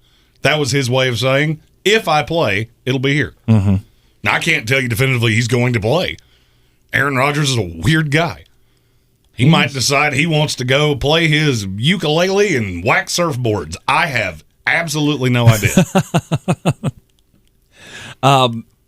I've seen a lot of this in the wake of the Cincinnati Bengals going to the Super Bowl of who's the next team. Who's the next team is going to make that jump? And There's only one for me. I have seen time and time again the Jacksonville Jaguars be mentioned as that team. And while I understand it makes sense in your head because they have franchise quarterback, you got Trevor Lawrence, you got a whole bunch of money to spend in free agency. I mean, they'll make a jump because they can't physically be as bad as they were last year. Right. You're the worst team in the league, so winning 4 games is a drastic improvement. But with the people, with the powers that be still in charge of that franchise, how can you have any faith that it's actually going to turn around and change? Oh, I mean, I would say they go to 6 wins, and that's solely because I think they are. This should tell you everything I think about Houston. I think they're so much better run than Houston that that's 2 free wins. Probably every year for the next 3 years. Okay. All you have to do is beat the dregs of the AFC to get to 5. Mm-hmm. So, I mean, I think there'll be an improvement, but they're not the one that I'm looking at going, you could be in the Super Bowl next year. That's the Chargers. Yes. The Chargers have all the money they could possibly ever want. A young team, a ton of draft capital. But even that wouldn't be a jump. Their fans really liked their mock draft. But I've heard from a lot of Charger fans since that one came out. But even that wouldn't be a jump like Cincinnati just made. I mean, LA's already better. There's not a team there. It's never happened in 50 years, and it's probably not going to happen again in 50 years. Right. But everybody wants to know, where's the next dark horse? Is it going to be the Giants? Is it going to be the Jets? Is it going to be the Texans? No. The best you could possibly do is the Dolphins. Now, are they going to get into Super Bowl contention? No. But they could be a playoff team that gets in and maybe is a headache for somebody. Mm-hmm. That's the best if you're deep diving like that.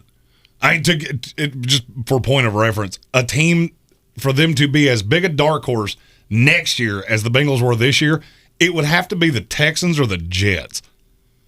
And I'll tell you this straight up, it won't be the Jets. Know that team pretty well. Not going to be them. Not going to be them, despite the fact that you have, what was it, $58 million? We have a lot. Yeah. We have a good amount of money. The only problem is that the Jets spend salary cap space like small children spend $5 bills. Like, I could save this, or I could buy 90 Airheads or bubble gum. Yes, that's what I want to do. So you're going to dump all your money on Allen Robinson? No, my fear is that they're going to dump it on Mike Williams. Oh, my Allen Robinson, sign me up. I will take that right now.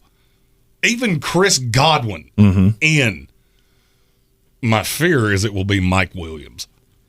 Well, let's look at the free agency haul here. What is available out there?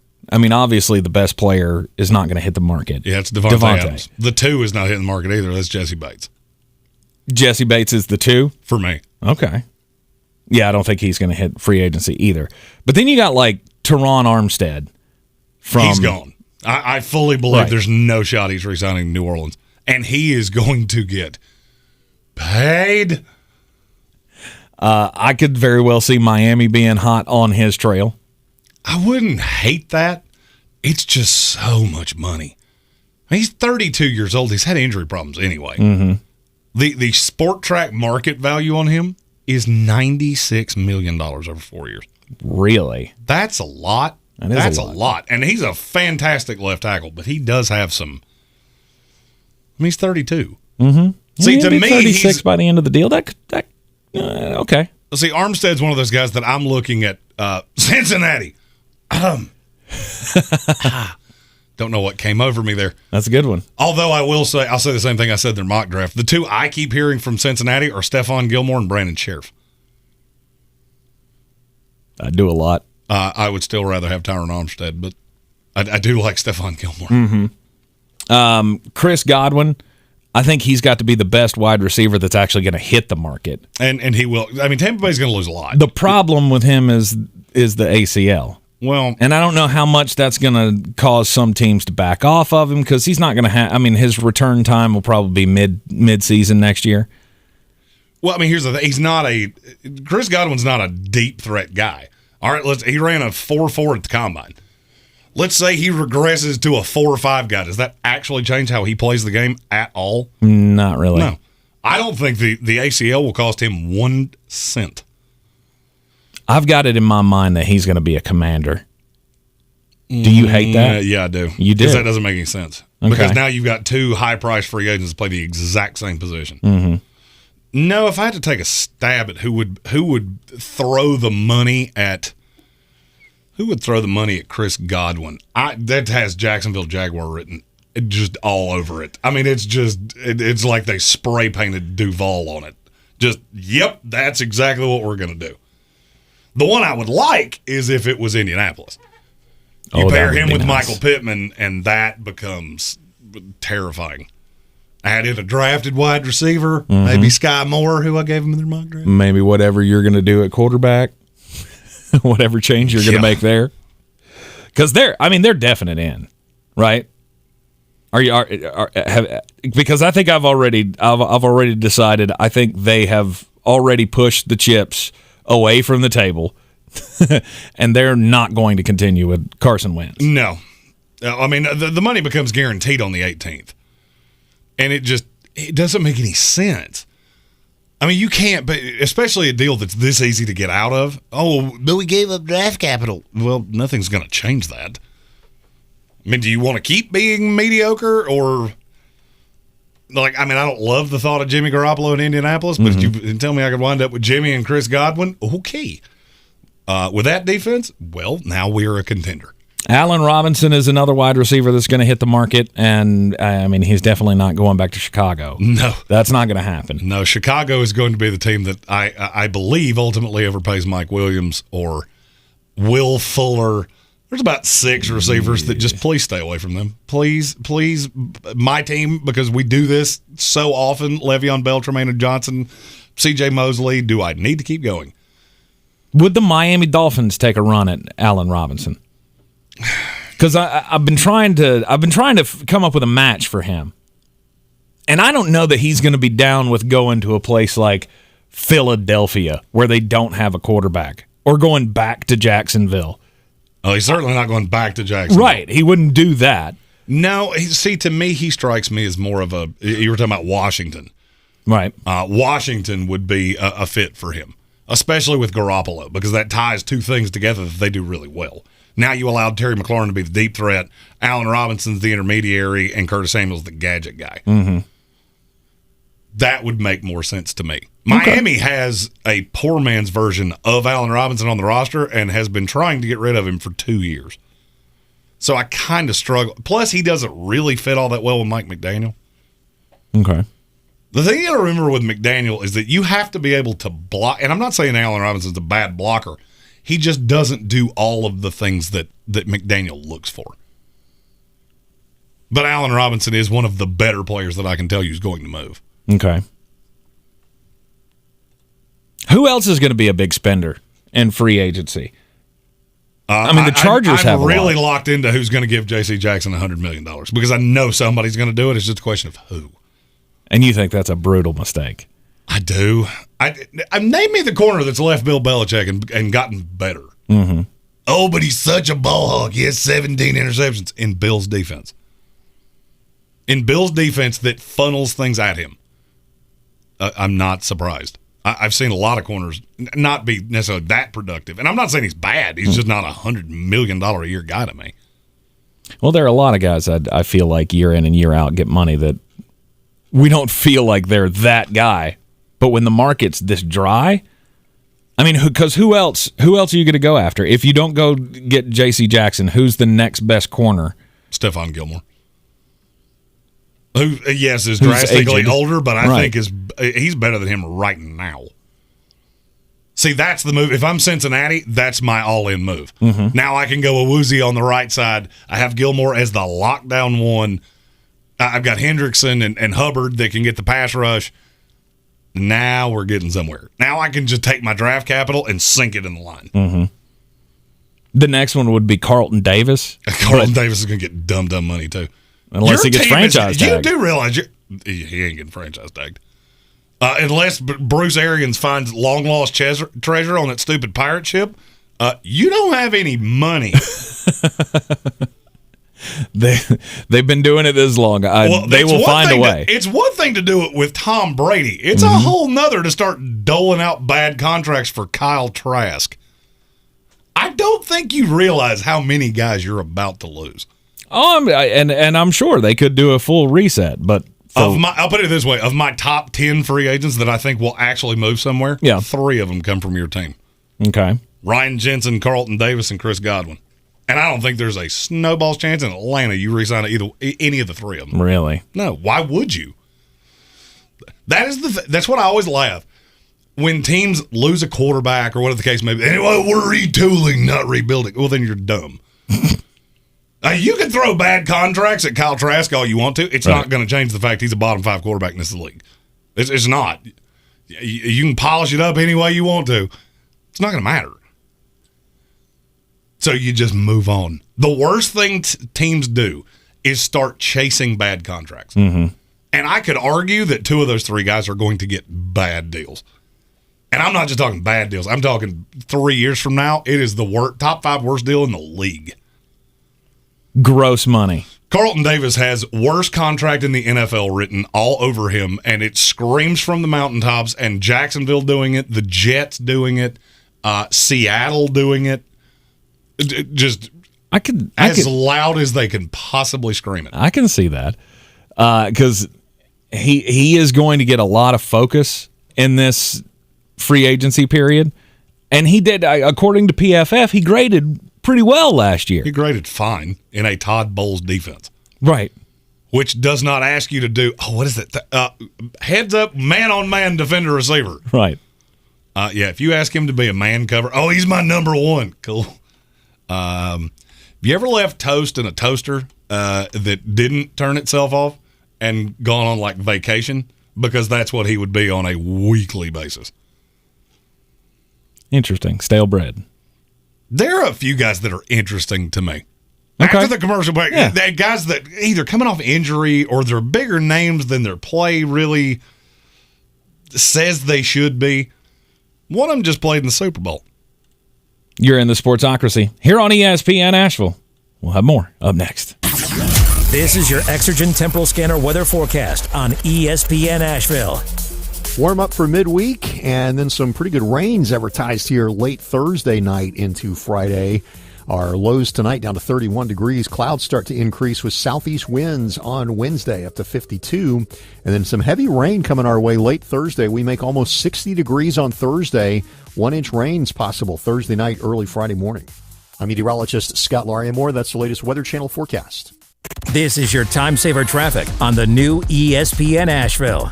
Interstates are moving problem-free on the Captain Jeff Bowen Bridge. Traffic volume moving well and steady. Smoky Park Highway, no problems. Patton Avenue, incident-free. And New Leicester Highway, moving well. Biltmore Avenue, no delays. Merriman Avenue, incident-free. Hendersonville Road, no backups. Sweeten Creek Road, moving well. Mills Gap Road, problem-free. Checking the drive time from Swannanoa to Asheville via 40 westbound and 240 westbound. Drive time 16 minutes. I'm Lyndon Field with your Time Saver Traffic. This report is sponsored by Mattress Warehouse's Clean Shop Promise. It's the President's Day sale at Mattress Warehouse. Save up to $800 on major national brands. Buy one, get one 50% off select pillows. Get free next-day delivery and 0% interest financing on qualifying purchases. Visit sleephappens.com. If you're on the job day in and day out, you know living with pain in your knees, hips, back, or shoulders is miserable. The good news, QC Kinetics gets it. They understand guys like you. They don't have the luxury luxury of taking time off. They want to keep working. We are built for those guys that want to keep working and want to stay active. So the vast majority of who we see are the blue-collar guys like me and you. QC Kinetics uses biologic therapies, just like pro athletes have used for years, to get you lasting pain relief with no surgery. I want you to continue working. I want you to continue exercising. The joints are made to be moved. The treatments at QC Kinetics are fast and non-invasive. It's not a lot of time commitment on your part. There is no downtime or recovery time. You don't need short-term disability with what we do. We want to keep you active. Call QC Kinetics now to set up your free no-obligation consultation. Learn how you can get real pain relief and stay on the job. QC Kinetics, 828-333-9517 in Asheville and Greenville. Call 828-333-9517. That's 828-333-9517. It's the President's Day sale at Mattress Warehouse. Save up to $800 on major national brands. Buy one, get one 50% off select pillows. Get free next-day delivery and 0% interest financing on qualifying purchases. Visit sleephappens.com. Welcome to Allstate, where we bring it all together. And bundling your home and auto is good, right? And it saves you up to 25%. It all comes together.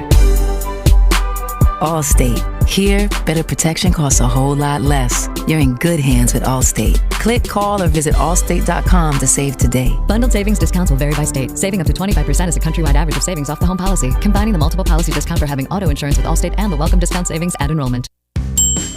That's the sound of your KFC chicken sandwich order. That's what happens next. Your chicken is Kentucky Fried to order. And that's the sound of your chicken being put on a brioche bun. Brioche buns don't make a lot of noise. Then we add sauce and pickles and serve your sandwich to you piping hot. Order the KFC chicken sandwich. It's Kentucky Fried to order on the KFC app or at KFC.com. At participating locations, prices may vary. Real estate isn't about properties, it's about people. I'm Clarissa Marshall with eXp Realty, your native realtor serving all of Western North Carolina. I will work hard for you, and I believe in doing the right thing every time. I market each of my listings to reach out-of-town buyers. I use a professional photographer and drone video on every single listing, as well as collaborate with agents across the country to find your buyer. Check me out online at clarissasellswnc.com or give me a call at 828-774-6343. It would be my pleasure to assist you through the real estate process. The Sportsocracy. Pull up your pants, take off the bra, and be a man. I love Kelvin Harlan. Welcome back into the Sportsocracy. Check us out at thesportsocracy.com. Click on that live video link. Be in on the YouTube stream. Don't forget to hit that subscribe button so you can get all of our fantastic takes on demand. You see our pretty faces and everything all throughout the free agency period, all throughout the draft season. We are going to have all the team-by-team content for you. All of our post-Senior Bowl 7-round mock drafts will be out by the end of the day today. And we had our first team that I know their fans are going to call me an idiot, and I'm really looking forward to it. Solely because I've been telling them for a full year, you're going to regret that you traded up for a quarterback, and now you're going to see why. Yep. So all of the North Division teams, where they were the last ones in the bunch, we'll do those first next time when we continue our draft coverage. We're talking about free agency though here, and everybody's wanting to get the jump on free agency. There are some guys that are just not going to be touchable. Devontae Adams is the number one of Green Bay has to do whatever they have to do. I don't know if you got to put money in offshore accounts or what. You got to get Aaron Rodgers and Devontae Adams to come back to this team, or else it is going to be a complete teardown. Oh, you can't lose Devontae Adams. Right. I just think it's funny they keep saying if they bring back Devontae. There is no if here. You're going to do this, and we all know it. Yes. But who are some of the other guys in free agency that you say intrigue you? And these are guys that might get more money than they're worth? Well, there's different takes. Okay. Like Odell Beckham Jr. Yeah. Where does he fit? All right, everybody seems to just think it's a foregone conclusion he's going to come back to L.A. You do realize that he and Robert Woods play the exact same position. That's not really how this works. He did a great job of filling in for Robert Woods. At the end of the day, Robert Woods still a better receiver, and it's not really all that close. And now they're both coming off catastrophic knee injuries. Could they bring him back? Sure. I think it gets very redundant. Mm-hmm. Then you have a lot of money tied up in receivers. I don't know. OBJ is one of those guys that I can see not landing anywhere for a long time. And because he might not. because of the ACL, because of the headaches that he's had at every stop that he's been in New York and Cleveland. Now LA went pretty well, but he only had to be in the building for 10 minutes to get a Super Bowl. So they didn't have time for that relationship to really sour. Another one that really intrigues me is Mike Gosicki. I could see Miami just hanging on to him. But why? He doesn't fit any role in that offense. Yeah, because he couldn't block me. Yeah, the Mike McDaniel offense is going to change things. So, and they have a tight end that they just invested a second-round pick in Hunter Long that he does fit. Mm-hmm. He fits quite nicely, actually. So why would you spend $11 million on Mike Gosicki knowing full well you're going to get a 4 or a 5 as a compensatory pick for him? And somebody's going to overpay him. Oh, yeah. I mean, I feel like he's worth fine. He just offers very little. I mean, he's a good receiver, but I mean, I hear that he's going to get between $10 and $12 million a year. I'm good personally. Michael Gallup is another one that I could absolutely see just an unbelievable deal, like 5 seconds after free agency starts. But why? For a guy who's so oft injured, I just don't understand. I don't know if I would say he's oft injured. He had one injury-plagued season. My problem with him is he's a 2. Mm-hmm. You're going to pay him like a 1, and he's a 2. That's an interesting one. Those are 3 really interesting players to me that will have completely different markets. Okay. Gosicki will get a ton of interest. I'm just not 100% sure I understand why. Well, as you said, he's a good pass catcher. Yeah, he's but this is probably the best tight end draft I've ever graded. If it's not, I don't remember one. I don't remember one that's in the ballpark of it. Right. But you just, I mean, who needs a tight end? For $11 million. And you got Dalton Schultz, too. No, I mean, seriously, like, who needs a tight end? Would you say, like, Tennessee? Tennessee desperately needs one, but the problem is he doesn't fit there. Dalton Schultz does. But for me, I'm just going to sit back and go, hey, use one second-round pick and get a guy that's way cheaper than you. Oh, Mr. Tight End Whisperer over here feels like he's got all the secrets to the position. Christian Kirk. He's another guy that I just, for whatever reason, I could see him getting paid. Mm-hmm. DJ Chark. I'll throw him in there. And now DJ Chark I at least understand. DJ Chark's a 1 in this league. He just wasn't appreciated by Urban Meyer at all. You don't think Christian Kirk can be a number 1 for anybody? No, I think he's a really good slot receiver. Okay. He's really shifty, and in a spread kind of offense, he has a sustained role. You've got a lot of guys in this free agency period that are at the end of their careers. They're older. Do they really give you any kind of value? Are they going to be able to command a number in the marketplace? You'd have to tell me who you're talking about. I mean, we'll just stick with my team. JPP. Jason Pierre-Paul. He'll be on a one year $8 million deal as a dedicated pass rusher somewhere. Ndamukong Suh's another one. Nah, he's one that's not going to get nearly the number people think. Right. Melvin Gordon. I feel like he's at the end of his usefulness as a running back, but he's still a name that will command money. Melvin Gordon's one that's going to prove my point on running backs. I could see him taking like a 1 year, $4 million deal because nobody's interested. Okay. And he's still a starting caliber running back in this league. Mm-hmm. T.Y. Hilton. T.Y. Hilton can't stay healthy. I mean, you keep doing that. I feel like every year for the last 4 years, Indianapolis, we're getting T.Y. Hilton back. Yep. 7 minutes later. It's the same thing over and over and over again. It's going to be a fun free agency period, and we ain't even really talked about the quarterback situations yet. We'll do that in just a second because things are getting weird down there in Arizona. On the weird scale, there's Vegas, there's Florida, and there's Asheville. Let's get weird, Asheville.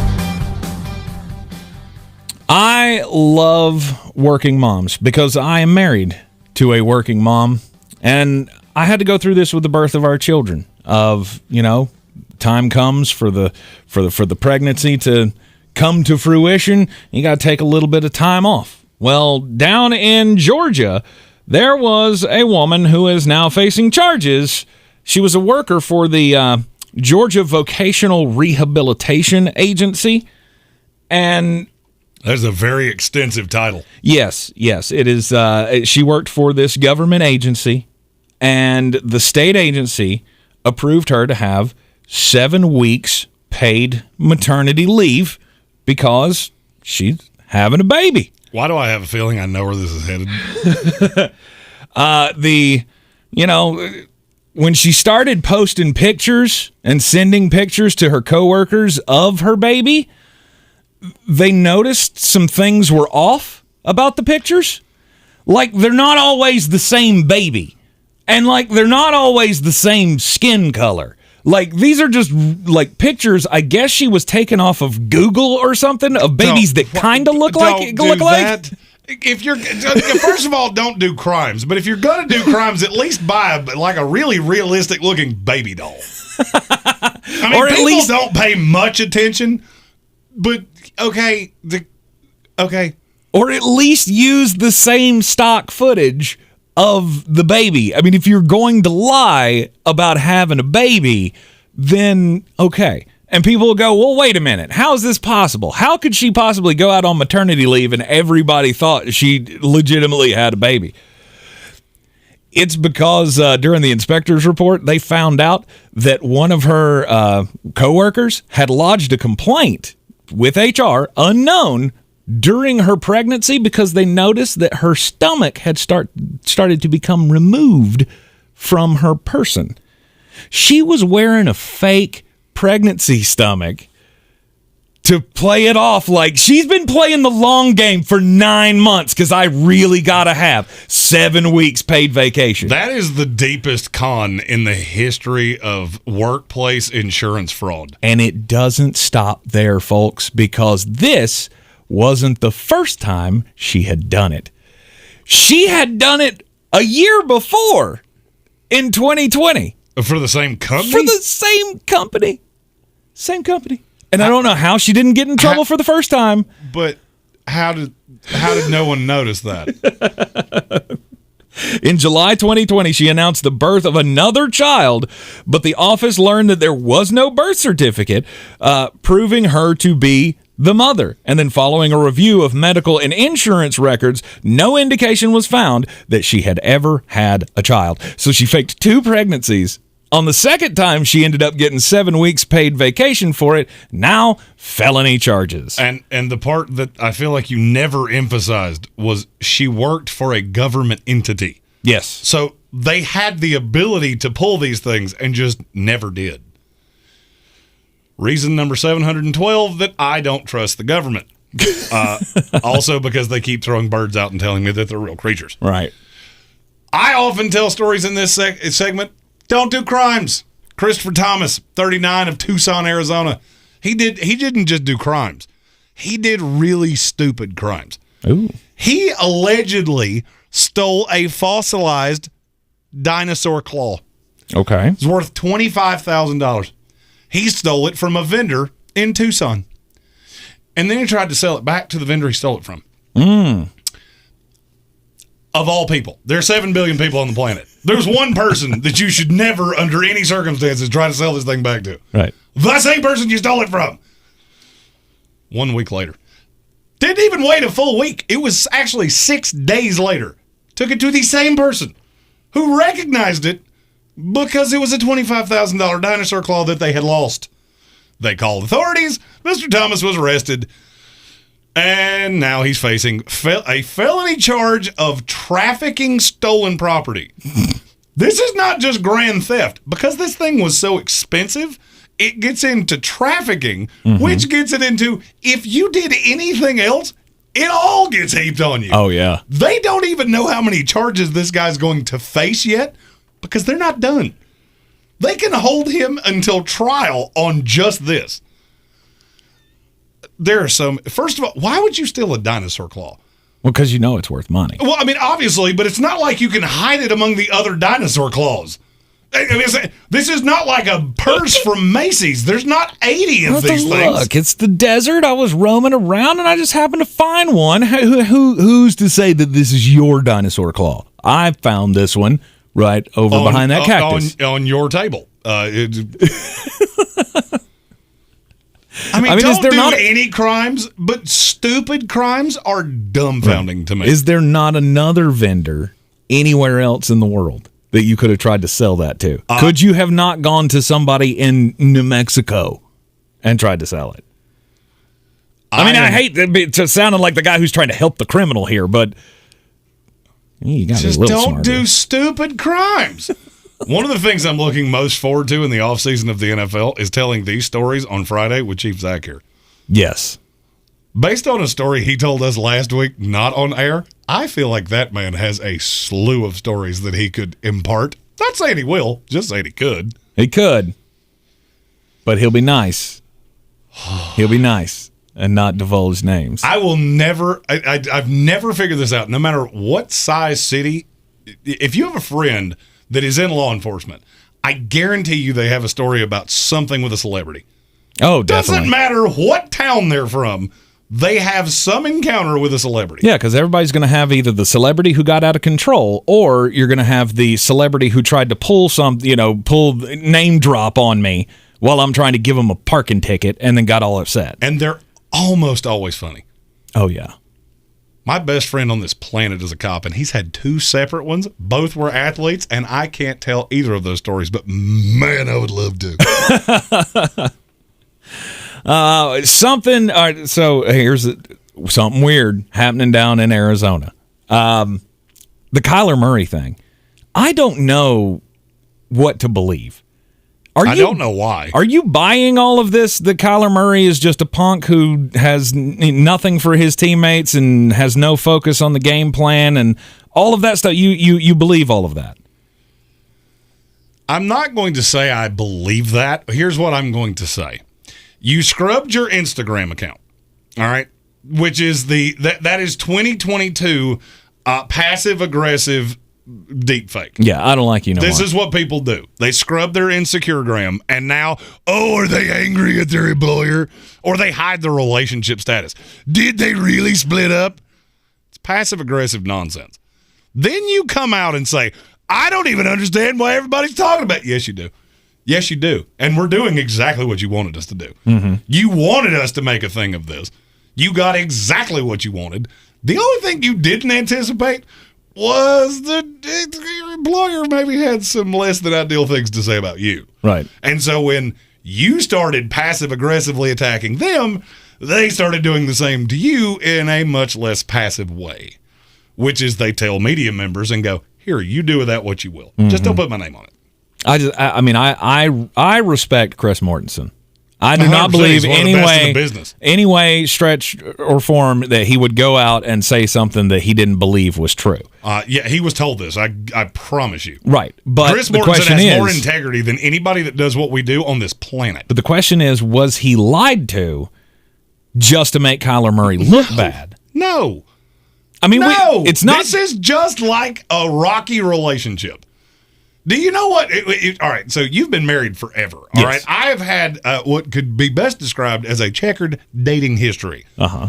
When the relationship starts to take that turn where there's going to be an exit ramp coming, you start talking to your friends about what's happening. Well, every once in a while that gets back because, people do talk to the same people. Mm-hmm. Well, that can be problematic. That's what happened here. You've got one that very publicly complained in a passive-aggressive way.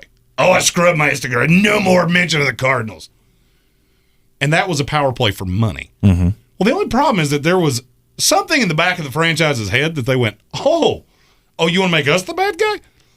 Let's talk about what you did. Because I'm going to level with you. This isn't the first time I've heard this about Kyler Murray. This is not new information. No, it's not. This goes all the way back to college. Oh, yeah. All the way back to his first college at Texas A&M. I mean, there were some things that went on at Texas A&M that he wasn't happy, and obviously, I don't think any of the quarterbacks were happy because it was him and who was the one that was with him that transferred. They both transferred at the same time. I can't remember. You would know his name if I could remember it right now, but he transferred from Texas A&M because they didn't like Sumlin. They didn't like the way the quarterbacks were being used, and they up and transferred. And he ends up going to Oklahoma. A lot of people held a grudge against that. Oklahoma, is he going to do the baseball thing? Is he going to do the football thing? Then he decides to go to football. And then about a year after he comes into the NFL, Bart Scott was the one that I saw had brought this to the forefront 3 years ago. There are guys that say that Kyler Murray's not all in. That Kyler Murray's got his eyes on other things. Football's not his number one thing. He's not really nice with all the guys and blah, blah, blah, blah, blah. And you had the owners come out and back him like that's not true. He's out there playing chess with 5 guys at one time. I feel like this is both sides throwing stones here.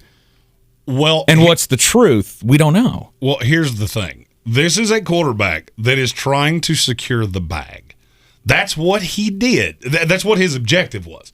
And now that's come out. He wanted the Josh Allen deal. Security forever, $250 million. And I hate to say this as clearly as I'm going to say it, but it's the truth. Kyler Murray ain't Josh Allen. Kyler Murray ain't close to Josh Allen. Mm-hmm. He's not in the stratosphere of Josh Allen. Kyle Allen. That was the other quarterback at Texas A&M that transferred at the same time. Yeah, he's not good at football.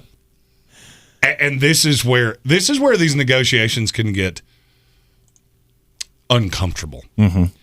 I feel like this is quietly what has happened in Baltimore, is that Lamar Jackson feels like he's worth blank. Mm-hmm. Baltimore feels like he is worth blank. And that is why there has been no traction in the media to reconciliation of where that will end. Now, there's one big difference. The Baltimore Ravens are a top 5 franchise in the NFL, and the Arizona Cardinals are a bottom 5 franchise in the NFL. Are you shocked this came out? Nope.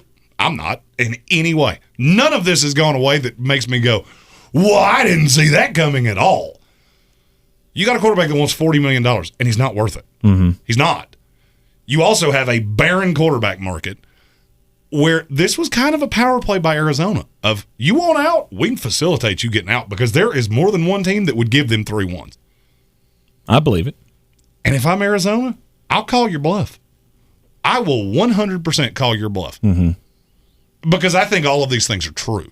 You do? I do. I think they're all true. But don't you think that if they were, we would have heard from somebody? Not necessarily. This was the best team in the NFC for half the season. Yeah. Well, that's part of the reason I'm on the fence about it, is because no one else is talking about this. And everybody who's been asked, they are staying completely out of it. Why would you on the record? Who said it in the first place? Oh, our old friend, unnamed source. Mm-hmm. Do you put a microphone in front of my face? Yeah, I'll lie. Where my face is, you tie me directly to this? Because at the end of the day, he is the franchise piece. Mm-hmm. If they resolve their issues and there is a kerfuffle between me and him, I lose 100 times out of 100. But yeah, I do think it's true. I do think it's true. I think there is something to Arizona saying this, and this is step one of a 3-step process, where ultimately Kyler Murray is not the quarterback here, and they set the fan base to be okay with it. Not saying that's definitively how it's going to resolve. These two could come to an agreement tomorrow, right? And it would shock no one. But Arizona basically said, look, we're not going to be the bad guys here. We have to deal with enough out of Cliff Kingsbury and the fact that we had Larry Fitzgerald and we were largely irrelevant for one of the best receivers in NFL history. We catch enough nonsense. We ain't dealing with this out of you. Right. So if you want to throw us under the bus, that's fine. We're bringing you with us. And that's what that strikes me as. Yeah. I mean, it's nothing new. If we can remember back before we all got the bombshell about Deshaun Watson, this is how this all started with Houston. This is how it always goes. Yeah. It's just a question of, do you resolve it or not? Baltimore, it hasn't been an acrimonious thing. It's been largely friendly, in spite of the fact that they're wildly off on money from what I've been told. But that's a grown-up organization versus the Cardinals. Mm-hmm. There's a reason one of these teams has been bad for 26 of the last 30 years. There's a reason one of them has been good for 26 of the last 30 years. It's not an accident. But no, I fully believe it's true. It's just a question of how do you resolve it? Yeah. And, of course, this has sent fans all spiraling out of control, coming up with the crazy trade proposals and stuff. I have seen some of the dumbest thing over the last 20 hours about this. Oh, we could trade Kyler Murray to the Cleveland Browns for Baker Mayfield.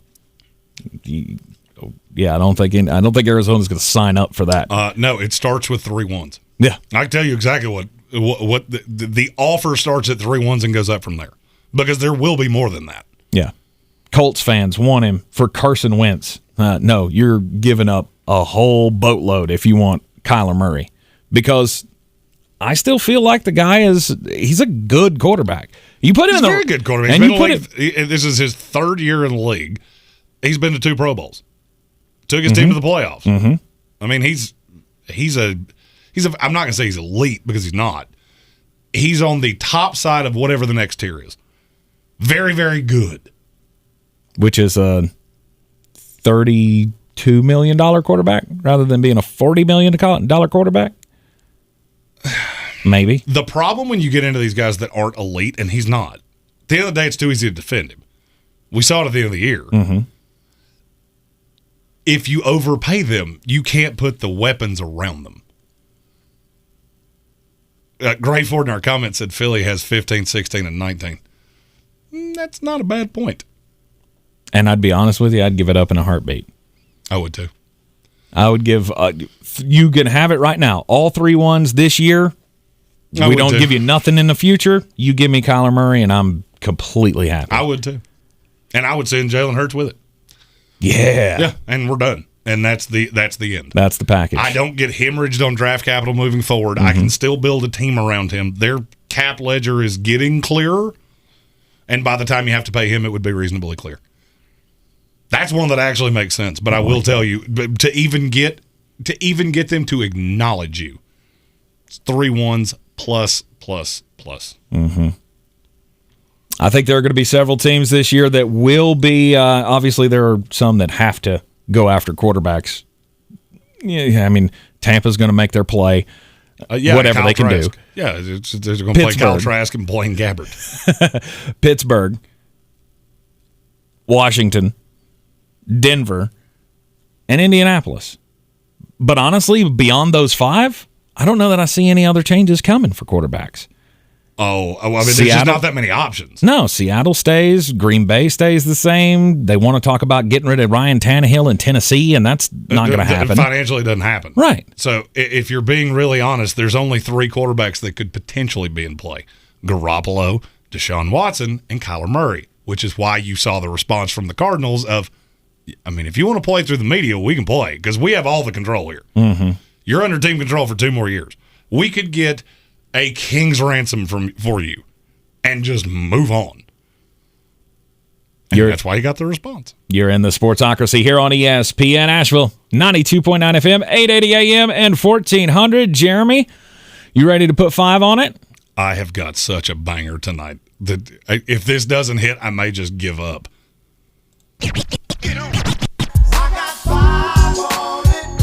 All right, we don't want to see you quit, Flostradamus. Let's have some winners. The first 2 I've already given you. The first one, the Charlotte Hornets are a 6-point dog tonight at Minnesota. The Minnesota Timberwolves. I've gotten that team wrong on both graphics, and it's been 2 different teams. Hornets are a 6-point dog at Minnesota tonight. I got 25 on it. Hornets plus 6. Second, I got 50 on it. The Philadelphia 76ers in the money line over Boston. I don't just think they cover. I think they win this game outright. They're the better team. They're the better team. Yes, I understand that you don't have James Harden yet, but all you really gave up was Seth Curry and James Harden, and or Seth Curry and Ben Simmons, who wasn't playing. And I feel like people are moving this line entirely too much. Boston's not good on the road, and Philly's good at home. I got 50 on it. Sixers in the money line. Finally, my Florida State Seminoles are a 1.5-point favorite tonight at home against Clemson. Okay. And that's stupid. I'm not sure that Florida State could beat Clemson Technical College right now. This is the worst line I've seen all year. Florida State just got beat by 30 by Carolina. Mm-hmm. Oh, but They're so good at home. Not anymore, they're not. They are bad. Clemson is going to house them. I got 100 on it. Clemson Tigers plus 1.5. Wow, a hundy on that one. That's the worst line I've seen all year. That's a lot. I literally laughed out loud when I saw it because I'm a Florida State fan. I have watched every game since Anthony Polite and Malik Osborne got hurt. And I'm going to be honest with you, there are times that I think I'm not even sure it's the same 10 guys showing up that showed up to the last game I saw them play. They are horrible. All right, so he's got 100 on Clemson plus the 1.5 tonight on the road against his Florida State Seminoles. And that's just a Vegas thing because Florida State's so good at home usually. This team has been gutted by injuries. Mm-hmm. And now it's literally T.C. Robertson alum Caleb Mills and nothing else. He is the only offense. If he doesn't score 30, they can't compete with ACC teams. Carolina was up by 40 on them. In a hurry, too. They were down 30 in the first half. They shouldn't be a 1.5-point favorite over anybody, let alone a Clemson team that's not terrible. Again, they're better than Pittsburgh, who blew them out a week ago. Again, as always, you can take your wagers over to betus.com, betus.com. Use the promo code SPORTSOCRACY. Get a 125% deposit bonus on whatever you put in, up to $2,500. Jeremy's going to be leaving us for a couple of days. Have you worked up a good one to leave us on? I got a pretty good one. All right, he's going to get mad when we come up next here on ESPN Asheville. This is your time saver traffic on the new ESPN Asheville. Traffic is slowing 240 westbound between Charlotte Street and Montford Avenue. Westbound side of the Captain Jeff Bowen Bridge, traffic volume very busy. Smoky Park Highway, no backups. Patton Avenue moving well, and New Leicester Highway problem-free. On the Charlotte Highway, no backups. Tunnel Road moving well. Hendersonville Road problem-free. Sweeten Creek Road southbound, approaching Mills Gap Road, a few light delays. Checking the drive time from Bend Creek to Avery Creek via NC 191 southbound. Drive time 9 minutes. I'm Lynn Benfield with your Time Saver Traffic.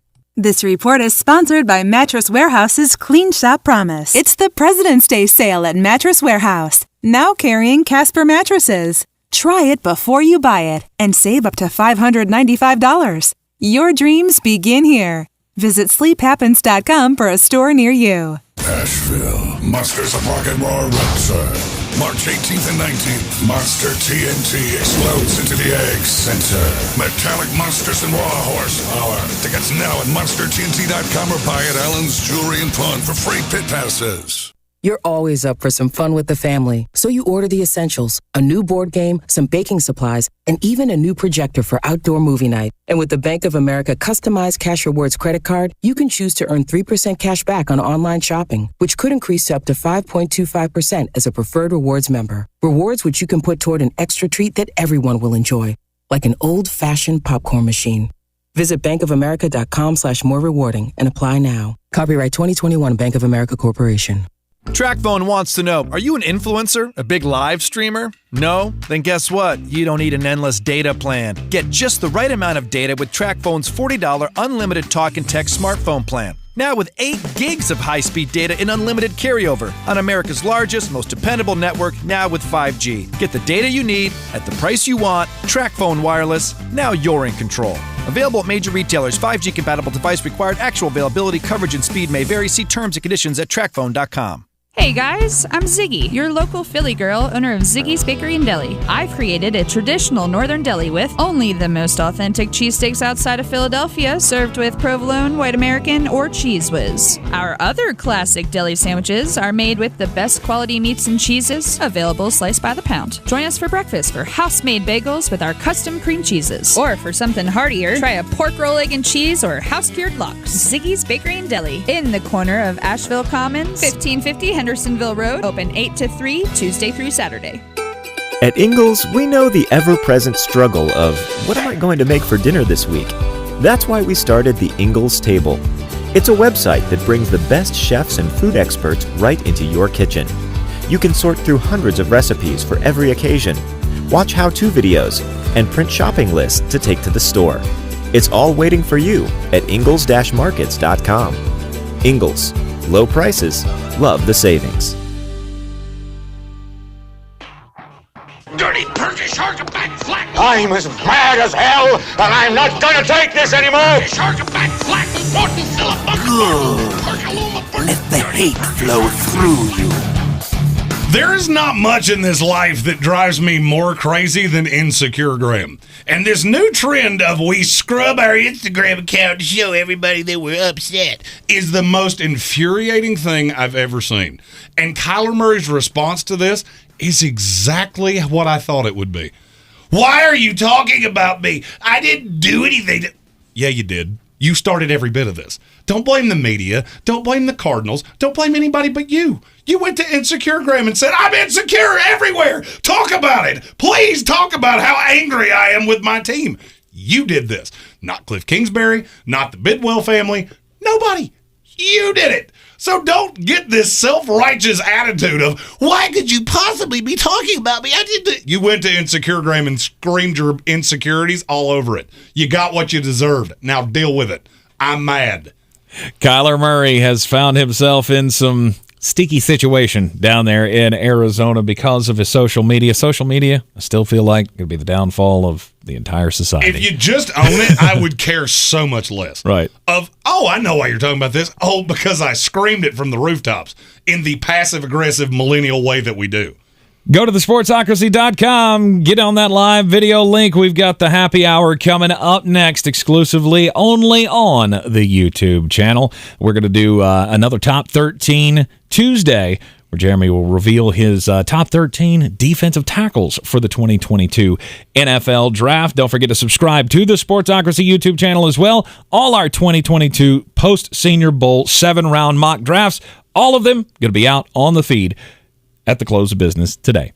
I will see you tomorrow. Jeremy, we will see you next week. This is your Exergen Temporal Scanner weather forecast on ESPN Asheville. Warm up for midweek, and then some pretty good rains advertised here late Thursday night into Friday. Our lows tonight down to 31 degrees. Clouds start to increase with southeast winds on Wednesday up to 52. And then some heavy rain coming our way late Thursday. We make almost 60 degrees on Thursday. 1-inch rain's possible Thursday night, early Friday morning. I'm meteorologist Scott Larimore. That's the latest Weather Channel forecast. This report is sponsored by Allstate. Are you a safe driver? Are you looking to save money? With DriveWise from Allstate, the safer you drive, the more you can save. At Allstate, better protection costs a whole lot less. Visit allstate.com or call an agent for a quote today. This is your time saver traffic on the new ESPN Asheville. Traffic is slowing 240 westbound between Charlotte Street and Montford Avenue. Westbound side of the Captain Jeff Bowen Bridge, traffic volume very busy. Smoky Park Highway, no backups. Patton Avenue moving well, and New Leicester Highway problem free. On the Charlotte Highway, no backups. Tunnel Road moving well. Hendersonville Road problem free. Sweeten Creek Road southbound, approaching Mills Gap Road, a few light delays. Checking the drive time from Bend Creek to Avery Creek via NC 191 southbound. Drive time 9 minutes. I'm Lynn Benfield with your Time Saver Traffic. This report is sponsored by Mattress Warehouse's Clean Shop Promise. It's the President's Day sale at Mattress Warehouse, now carrying Casper mattresses. Try it before you buy it and save up to $595. Your dreams begin here.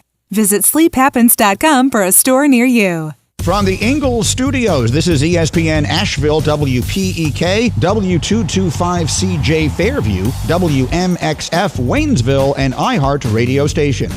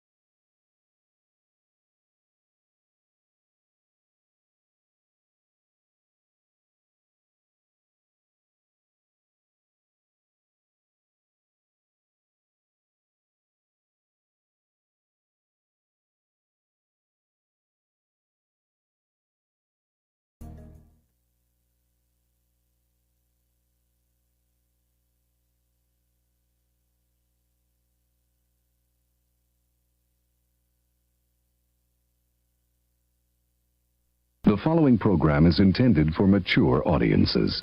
A democratic republic of sports. The Sportsocracy with ESPN Asheville hosts Tank Spencer and Jeremy Greene. And welcome back into the Sportsocracy. Tank Spencer here, Jeremy Greene, alongside as always in the Ingles studio. Ingles, low prices, love the savings, and welcome into another Top 13 Tuesday.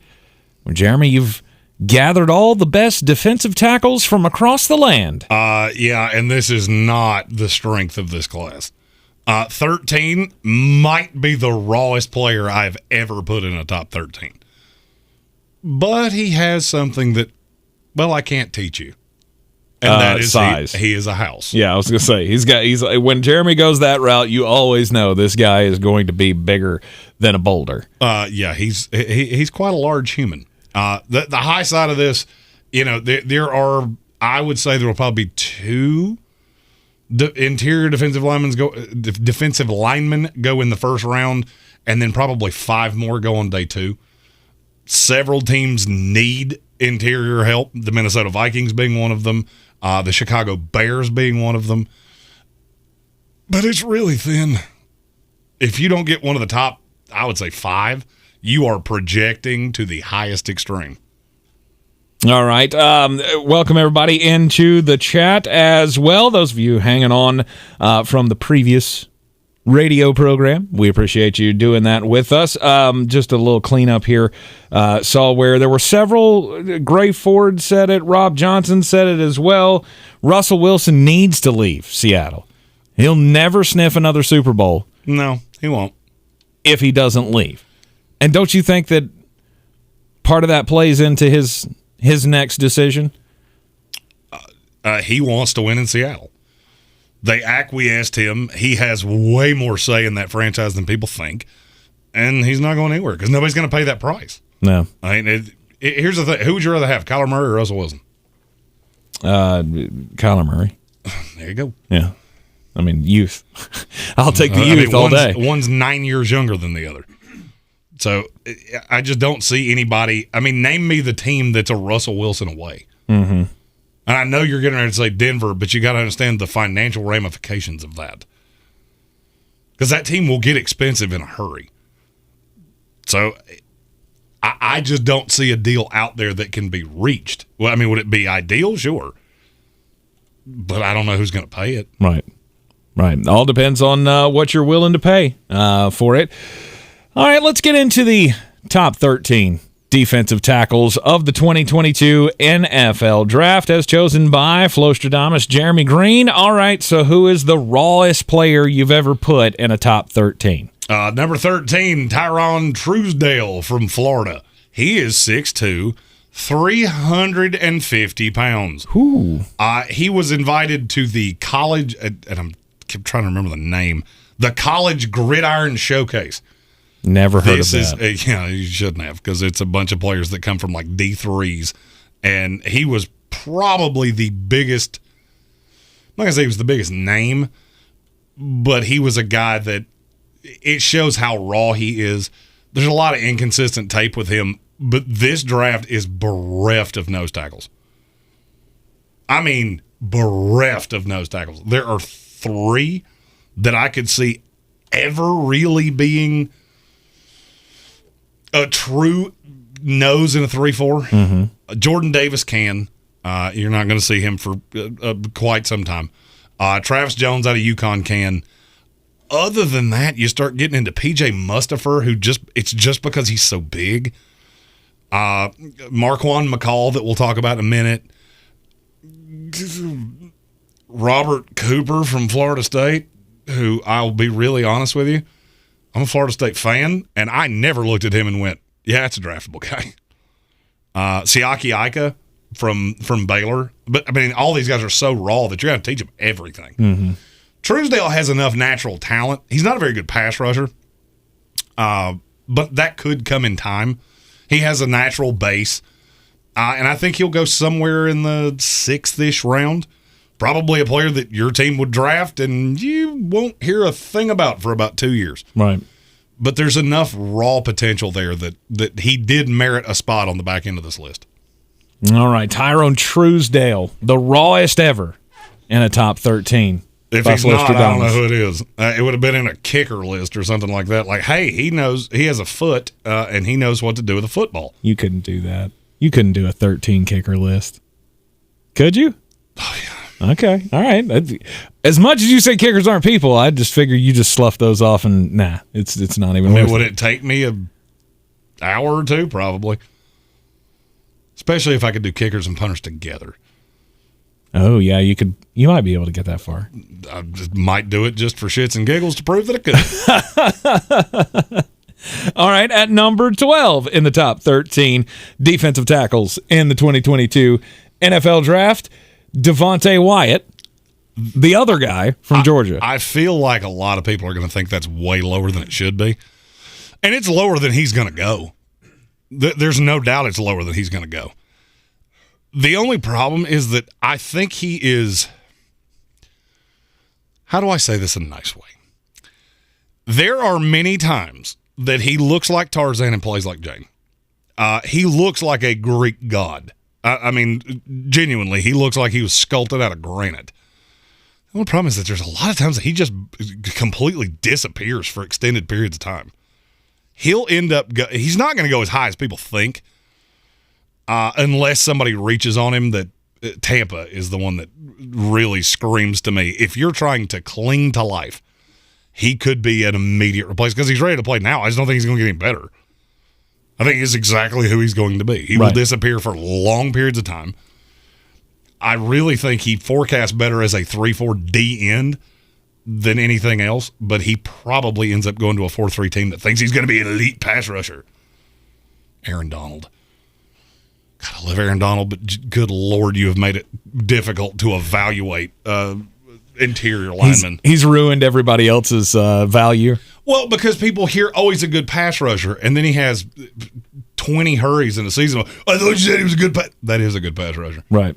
For an interior lineman, that is a good pass rusher. All right, Devontae Wyatt at number 12. He is a guy, Georgia guy, near and dear to my heart.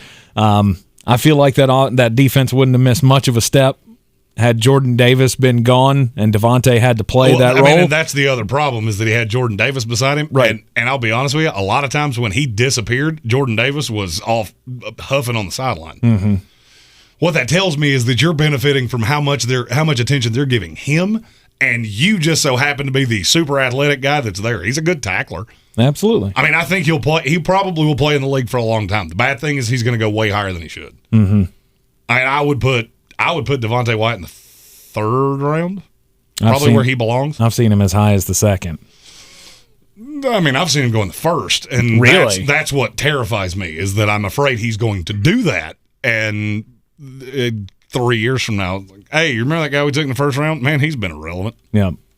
All right, at number 11, top 13 defensive tackles, Marquan McCall from Kentucky. He is another house. He should literally have postal code numbers on his forehead. Because is that right? 6'3", 380? Yeah. He's and I don't necessarily think he played at 380. There were times he got that way. The biggest drawback on him, I'm not sure he can control his weight at all.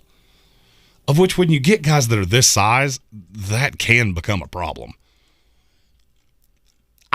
My projection on him had him at about 360 is where he played predominantly. And he's a good run stuffer.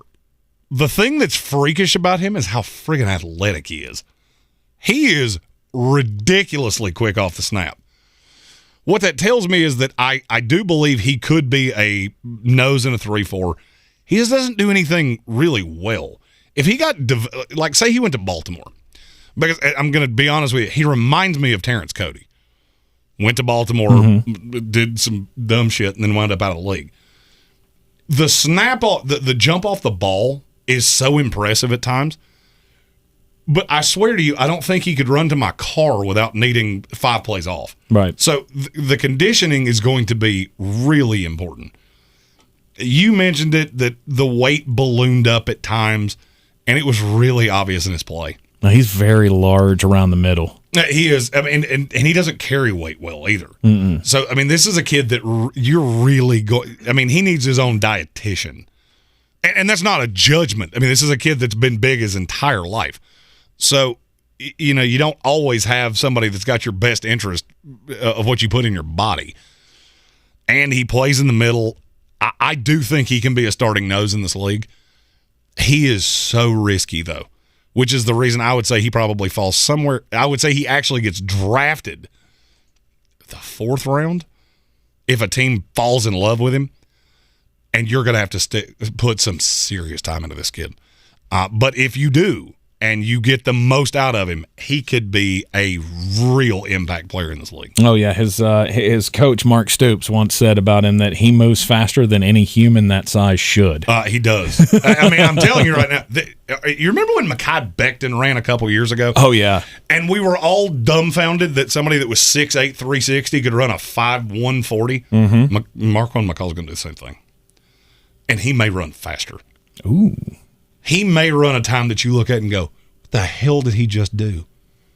The only problem is he just doesn't do anything overly well. I was going to say, based on that, I mean, that bumps his draft stock up a couple of rounds, doesn't it? Yeah, and that's another one of my fears, is that I'm afraid he's going to put on a spectacle at the combine and everybody's going to lose their mind and he winds up in the back end of the 2nd round and then he's out of the league 3 years from now. Yeah. Because you thrust him in and you go, oh, he's this athletic, he can carry the weight. Well, no, he can't, and he doesn't need to. So, Scott Cutshall said, this is one of the best ways I've ever heard somebody say this. You can't trust a man with millions of dollars who can't control his own weight. If I had $1 for every player I've watched eat their way out of the league, I would have like $900, which doesn't sound like much, but it's like 900 guys. There's about 50 of them in every draft class. They are super talented, but they just cannot get their weight right. All right, next up at number 10, Matthew Butler, defensive tackle out of Tennessee. I am the more I dig into Matthew Butler, the drunker on him I become. And for whatever reason, every year there's a player or two that I can't stop putting with a team. I cannot stop putting Matthew Butler with the Philadelphia Eagles. Okay. Every single time that I've done any form of mock draft, that's where he ends up. Because he's a bigger interior version of Josh Sweat. I see the talent. The talent's unmistakable. The problem is that it was really inconsistent, and it was just in flashes.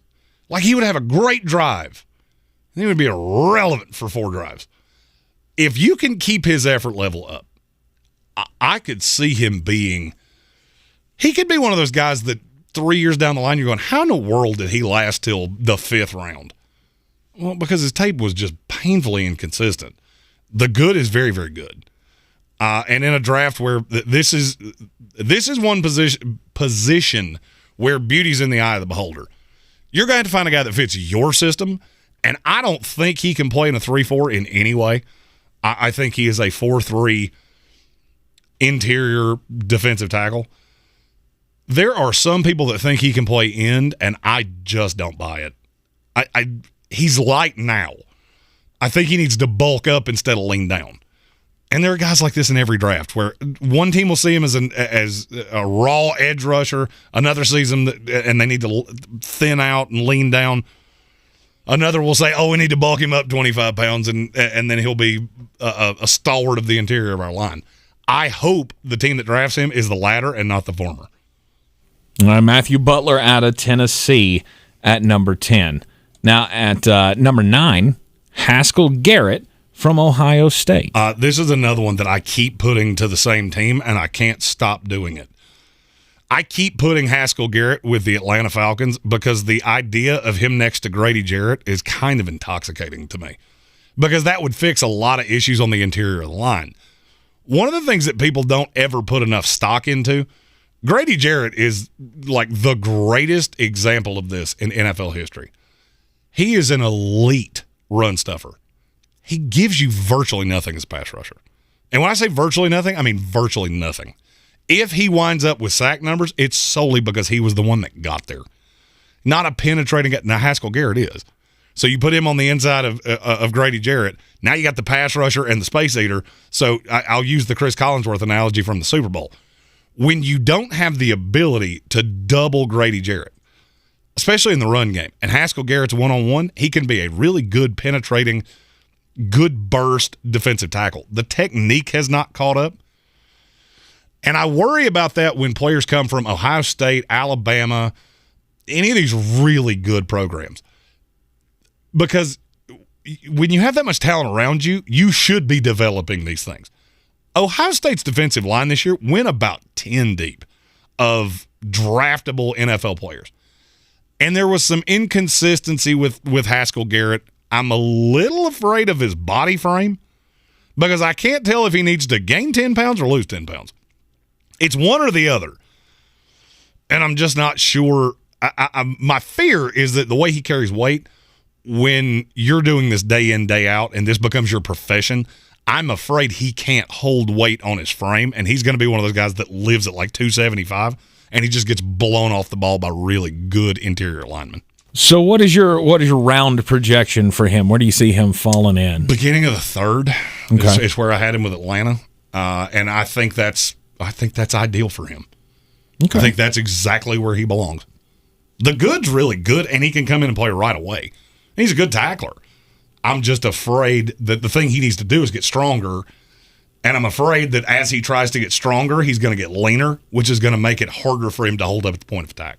All right, that puts us into the top puts us into the top 8 of the top 13. At number 8, Thomas Booker out of Stanford.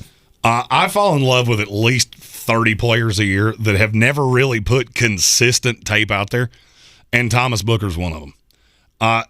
He's never done anything overly well, but I don't really feel like he's been coached all that well, and there's a lot of raw talent in him.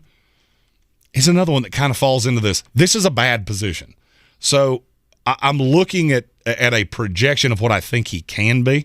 Thomas Booker's a guy that I think can be a 3-4 defensive end and could be a really good pass rusher in time. Now, if you take him in the second round, well, you're probably going to regret that because he's not really ready to contribute right away. He's not hyper athletic. He's not a height, weight, speed guy. I mean, 6'4", 310. But I do think he kind of reminds me of Leonard Williams if Leonard Williams had never been coached well.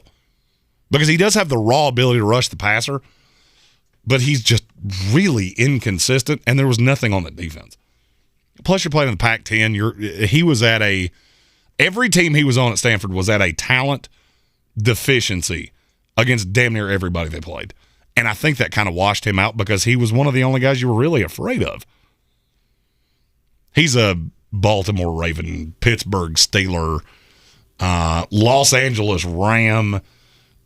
You have good players around him, and he's one of those that you're going to get in the fourth round and go, we got you again. Yeah. We got you again.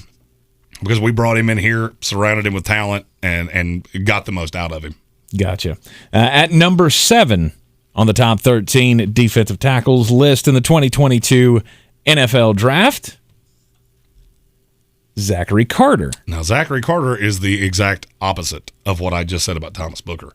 His is a lot of projection, and it's projection on there are very few humans in this life that can, at 6'5", 290, I think he's going to run a sub 4.8. Just freak athletic. He's one of those guys that, and I use the Bruce Feldman freak list. That's one of my go-tos because those are guys that I can point to and go, it's just the athleticism. I'm dumbfounded that he has never made that list. Dumbfounded by it because he is freak athletic and he's strong as hell. Technique leaves a lot to be desired, but I think he'll be a third-round pick. He's another one that I would really like. Oh, let me think of an example. I'll tell you one that I just so happen to know really well. That Jet, San Francisco 49er, now Miami Dolphin front, where you've got the one penetrating interior lineman that's a good pass rusher.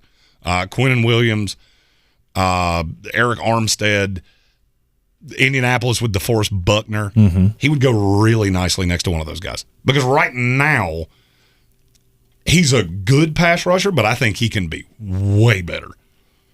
Holds up decently against the run. Probably not a 3-down lineman to begin with, but I think he can develop into that. All right, at number 6. Oh, hold on. Oh. Doop. I'm your huckleberry. Matthew Hoffman said, Eric Miller and I will final table the World Series of Poker circuit next week. Let's go. Nice. Or is that a thing that's happening? I pay very little attention. Yeah, there's a tournament coming to Harrah's next week, I believe. Ooh. Like our Harrah's or Cherokee Harrah's? Like Cherokee. Yeah, not at our. You can't do gambling at the Civic Center. I should have known the answer to that. I'll be at Harrah's this weekend. So, all right. So number 6, it is Travis Jones. Travis Jones. Okay, sorry, it faded out a little bit on me. The biggest thing of him is a lot of projection because the team he was on is awful. So he jumped on tape. He's 6'4", 325. And this is an immediate. Big dude. I originally had him to the Rams as the true nose on the inside of Aaron Donald, and I loved that. That's where I think he fits. I think he needs to be the inside of a 3-4. He is freakishly athletic. I mean, freakish. He's another one that could run some dumb time at the combine. Like a 4.95 at 6'4", 325. That doesn't sound that fast until you realize how big that person is. Mm-hmm. That's faster than anybody watching this show right now. I practically promise you that. No matter how big you are. Oh, yeah. That is ridiculously fast. And he's strong as hell. I think he's a second-round pick. And used to be a big doughy guy too. He did, and he dropped down 30. He dropped 30 pounds and like half of his body fat percentage to go from 360 to now playing at 330. Something. And he's the fear with him is that he never took over games. I think the reason for that is who else were you worried about? UConn was like a borderline FCS school that was playing a legitimate schedule because they're an independent. So you're at a talent deficiency in every game you played in. And you are the one they were scared of. He's one that I think is going to go to the league and just be an instantaneous. He will go probably the back end of the second round. He's one of those players that's going to go to a good team and immediately slide in as a starter, and you just go, how do you keep doing that? Pittsburgh, Baltimore, Rams. Right. That's where he fits in. And he'll be one of those that's an immediate impact player. And you just go, God, that's why certain teams are good and certain teams suck. Because the teams that suck never find guys like this. All right, we are getting into the top 5 here, the top 13 defensive tackles in the 2022 NFL Draft. Number 5, John Ridgeway. Yeah, this is a name you're going to hear me say a lot. I had him at pick 63 to the Bengals. Because they do have a couple of different interior linemen that are free agents. And I think Cincinnati's going to take aggressive swings in free agency. John Ridgeway is an immediate starter in this league. He's just country strong. I think he fits better in a 4-3. Some people have thrown out that he could be a good developmental 3-4 D end. I don't think that's where he fits. He's just country strong. It was having a good week in Mobile before he got hurt, so he missed a lot of the game. I am higher on him than probably anybody else that does this. And I will tell you the tape that did it for me. They played, I can't remember if it was Georgia or if it was Alabama. They played one of the teams that were drastically better than him. He lived in the backfield. It was Georgia. Was it Georgia? Yeah, it was Georgia. Yeah, he lived in the backfield. Yeah, unfortunately, that was Georgia. I mean, they couldn't stop him. No. 4 draftable linemen in this draft, they could not stop him. Mm-hmm. And I just watched that and went, yep, I don't need to see anything else. Yep. I've seen the good. Somebody's going to have to get it out of him. And, I mean, I've seen him as low as the 4th round. I don't see how anybody watches that Georgia tape and doesn't go, oh, yeah, I'll take it before that. Because, again, high-level competition against, like you said, guards and centers that will be in this draft. Yeah, a slew. He's a big dude. He's an absolute big dude. FCS transfer, and he has probably been on a farm or two. Oh, yeah. Oh, he's flipped a tire. He's probably tipped a cow. I would wager that, he's driven a tractor. Come on. Maybe driven a tractor to a liquor store. Who hadn't gone cow tipping? Come on. Other than Jeremy, because he hates the outdoors and is afraid of animals. Number 4, it's Fedarian Mathis out of Alabama. The biggest drawback on him is I don't know that he's going to – I say this about every Alabama player. I don't know that he'll get any better. He's immediately ready to start right now, and I think he would be a high-level starter right now. The best balanced defensive tackle in this draft. All 3 of the guys in front of him do one thing supremely well, and they're going to have to improve at the other. They're either a run stuffer or they're a pass rusher.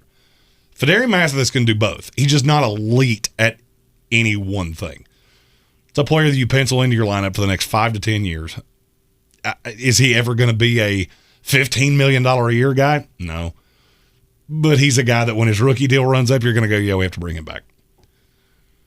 Especially if you put him next to a high level. Is another one. You put him next to Grady Jarrett, he becomes one of the best pass rushers on the team. Mm-hmm. Because whatever he is asked to do, he can do. And he can do it at a high level. He just can't do it at an elite level. All right, we are down to the top 3 defensive tackles in this draft, and all of these names I feel like should be very recognizable. Number 3, DeMarvin. That was surprising to me. I didn't think he was going to be 3, but DeMarvin Leal from Texas A&M. And he's 3 for a reason. Because Vegas currently has DeMarvin Leal as the 6th most likely player to go 1. I don't think he goes in the first round. What? I don't think he goes. You should already know this because we've already done the mock where he went because he went to Denver. I'm trying to feign, He doesn't do anything really, really well. He's an athletic freak of nature, but he's not a great pass rusher. He's not a great run stuffer. He's another one that I kind of compare to Leonard Williams. Of the name is going to be bigger than the production is. Mm-hmm. And he winds up as, to me, his best fits as a 3-4 D end. Now, if he winds up, and I'll use where I put him in the mock draft, he ends up in Denver, and he's got Bradley Chubb coming over his back, okay, yeah, that'll be just fine. Because he's very good at everything. He just doesn't do anything elite. And I'm sure somebody's going to ask, well, I thought you said everybody in front of Fedarian Mathis did something at an elite level. He does in that he has no deficiency. But he doesn't have that elite trait. He's just good at everything. He's not just great. He's very good at everything. I'm just afraid he's going to be one of those players that's super talented, but it's never really more than that. And as a Jets fan, I have to keep saying Leonard Williams because, and Quinnen Williams kind of falls into that too. Of the production's never there. You see it on the tape, but it doesn't lead to anything. He continually beats guards. Okay. My other fear with DeMarvin Leal, and I have to say this out loud, there are teams that think he is a 4-3 defensive end, and those people are stupid. Because that is setting a draft pick on fire. If you take him in a 4-3, he's an interior defensive lineman. No, it's not even that. Athletically, he could play end. The problem is that he did that at Texas A&M and never did shit. Virtually every high-level productive play he ever had was either starting inside and working against an interior lineman, or starting on the inside and working on a stunt inside. He never beat anybody off the edge. So how you could see that as a pass rusher, I really don't know. But there have been other guys. I'm using Leonard Williams way too much because there are a couple guys that remind me of him. But yeah, I do think he's going to end up going in the second round. He'll be that guy that at the end of the first round you look and go, how the hell did DeMarvin Leal not go? Well, that's kind of how I thought it was going to go. Okay. At number 2, it's Jordan Davis, that big dude from Georgia. There's one big difference between Jordan Davis and the one that ultimately ends up at 1. I don't know that Jordan Davis can ever be a 3-down player. I don't know that he's ever going to be in shape. Yeah, he may not be. I mean, he plays at 350. There were times he was well over 370, and nobody will convince me different unless they have tape of him on a scale. Oh no, I believe there were reports that they had to hawk him about how much he was putting into his body. And that makes me nervous. But the thing that really makes me nervous is that he's just not a good pass rusher at all. He's another one that I have locked into a team. He is going to be the first-round pick of the Los Angeles Chargers, and nothing is going to convince me otherwise until they pick someone else. Right. He is a predominant run stuffer. And he's a phenomenal run stuffer. Of course he is. I'll be honest with you. There are very few players in this draft that I know exactly what they're going to be. No matter where they go, no matter what system they're in, he's going to be Vince Wilfork. That's exactly who Jordan Davis is. If he can reach his potential. I'm not even worried about that. It's not even the weight thing doesn't even bother me. All right, let's say he balloons up. He's still an ungodly run stuffer. Sure. The problem is that anytime they want to take him out of a game, all they have to do is speed up. Don't let him get off the field. He will be a liability in 3 plays. Yeah, you saw that against Alabama in the SEC championship game. The only problem is that that's much harder to do at the NFL level. And I do think he's one of the safest players in this draft because he's going to be the interior of a 3-4 run stuffer. Even if he's a 4-3 guy, I think fits better to 3-4. But even if he's in a 4-3, this is a guy that's going to immediately, let's say you were 20th in the league against the run. You will be 10th just solely off the fact that you brought him in because he manhandles dudes. But I can't get over the fact that I don't think you're ever going to be a good pass rusher. Ever. No. You play a little too upright. Yeah, his best pressure in the backfield is pushing the guy in front of him into somebody. He's not going to get past you. He's not going to get past you to get to the quarterback, but he could definitely push. He could push the center back into the quarterback. All right, number one. He's freak strong. Oh yeah, absolutely. Number one, it's not Fedarian Mathis. Nope. Excuse me, Perrion Winfrey is number one out of Oklahoma. I have gotten drunker on this guy as time has gone on. I get asked more questions about Perrion Winfrey than damn near any player in this draft. He's going to be a really good pass rusher from Jump Street. I actually had him going to Minnesota in my first mock draft post Senior Bowl. And the more I've thought about it, of him next to Daniil Hunter, that is intoxicating because I don't know how you can block it. Because you can, with those two beside each other, you can never double either one of them. And I think you could have me on the left side of that, and I'm going to look like a good pass rusher. Because everybody's single up every single snap. Now, the knock on him is, can he hold up against the run? This is not the first player I've said this about at Oklahoma, and I feel pretty damn sure it won't be the last. It is hard to judge defensive linemen in the Big 12 because those offenses are so gimmicky.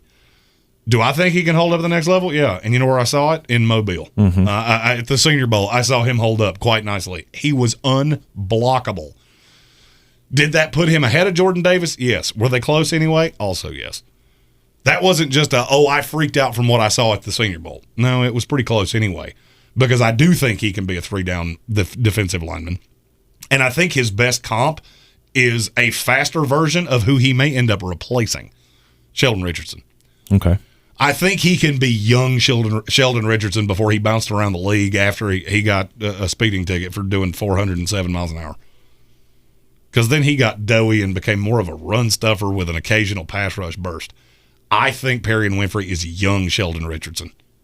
All right, there it is. The top 13 interior defensive linemen in the 2022 NFL Draft. Perrion Winfrey 1, Jordan Davis 2, DeMarvin Leal 3, all the way down to the rawest of the raw, Tyrone Truesdale. I'm never going to let that go now. The rawest guy ever at a top 13 list. Well, I mean, here's the thing. Some people don't have a draftable grade on him. I do. Yeah.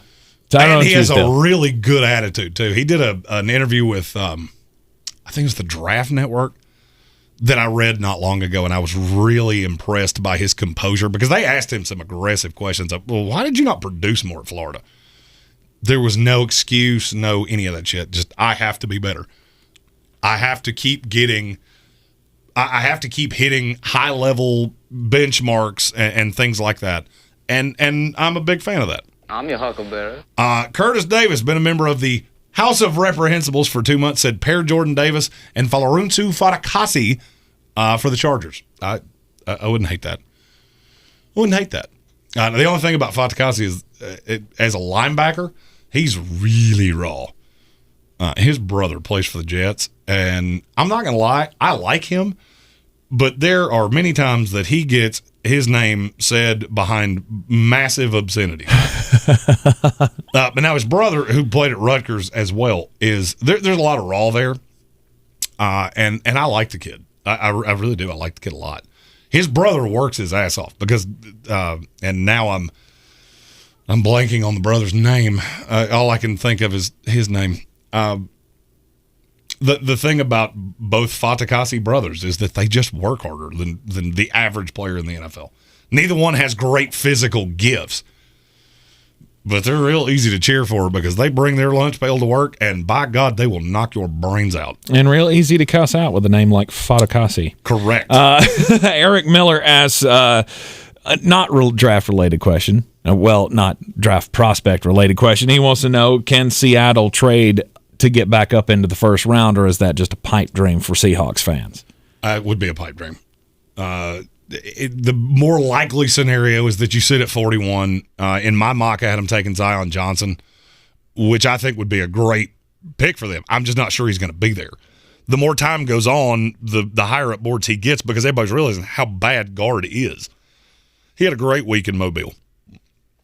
And a lot of people are starting to see what we've seen about him forever, is that, yeah, he's real good at football, and he can play guard or center. So that's where I had it going. Oh, Curtis Davis, the one from the Jets. Yes, that's totally acceptable. I thought you were talking about his brother. That's why I couldn't think of his brother. What the fuck is his brother's name? That's going to bug the sin. Olakunle Futakasi. Yeah. That's right. Yeah, you're talking about adding the one from the Jets. And I'm fine with that. He deserves a bag. I just hope he doesn't get it from the Jets.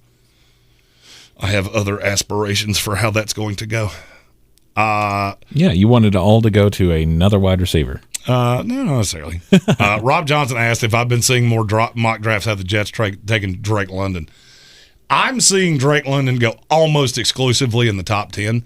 Here's the thing I can't figure out, because, yes, I have seen some of that. I can't figure out why. I can't figure out why anybody would think, after you invested the money in Corey Davis, you invested the draft capital in Elijah Moore, and you're trying your best to re-sign Braxton Berrios at quite a sizable number. Where the hell is he going to play? We don't run 4 receivers, especially not 4 that have this much either money or draft capital tied up into them. I think the Jets will take a receiver. I just don't think it's going to be in the top 10.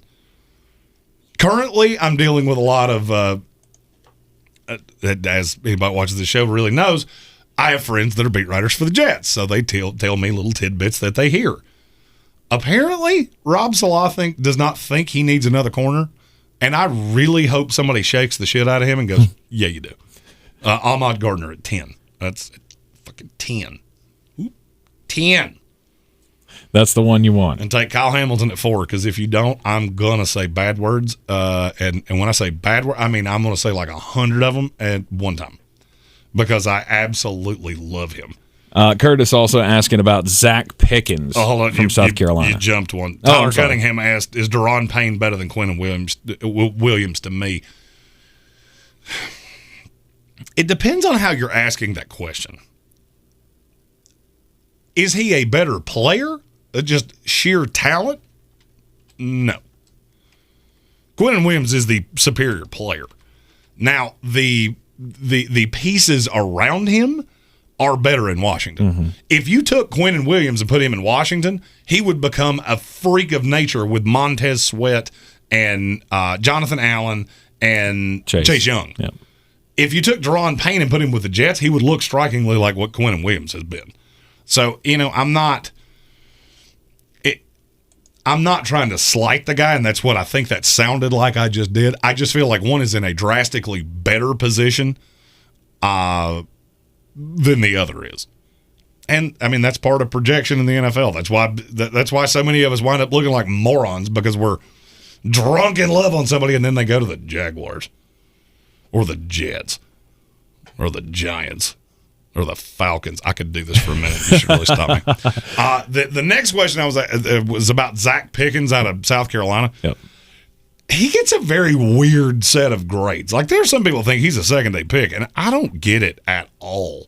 He's superiorly inconsistent. 6'4", 305. I mean, I could tab some of that to what was around him. Not this much. I mean, and yeah, you're playing in the SEC, and yeah, you're in a talent division. If you're going to take a guy on the second day, I really should not forget you're on the field for extended periods of time. Mm-hmm. Now, that being said, he's freak athletic. He's another one that could run a really stupidly fast time. And I'm not going to lie, I had to delay that question for a second because I totally forgot there were two C's in his name. And I was like, why is this not good? Like, if you ever see me do that, it's because I can't remember how tall somebody is, and I have to pull it because I have all of my things on this computer right here. I forgot. I actually thought that Curtis had misspelled that, so I searched it like normal Zach. Nope. 2 C's. Nope, 2 C's. I mean, he's going to take some time. He is. I mean, he's got that quick twitch that you really want out of an interior pass rusher. I just think I'm afraid he's going to get drafted too high. But you never know. The industry could come back to where I have him. He goes in the 4th, 5th round, and then, hey, now you can be patient. That's another thing that people really undersell. Where you get drafted matters a lot. Oh, 100%. Whether or not you fit in the scheme, whether or not you have talent around you. Well, I'm not even talking about that. I'm talking about your draft spot matters a lot. Because fans expect a second-round pick to come in and be productive right away. Absolutely. And if they're not, it's shocking how many guys lose their confidence. I call this Stephen Hill disorder. All right, the New York Jets took Stephen Hill ahead of Alshon Jeffrey. Alshon Jeffrey came in immediately into the league and was productive. Mm-hmm. Stephen Hill was very fast, but he was very raw. We all knew that. But then Jets fans turned on him. Then he got in his head that he couldn't catch a cold if you'd soaked him in water and put him in a freezer. And then 3 years later, he's out of the league.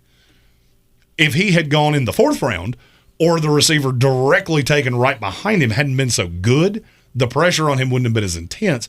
And I don't know that he would have unraveled to the point that he did.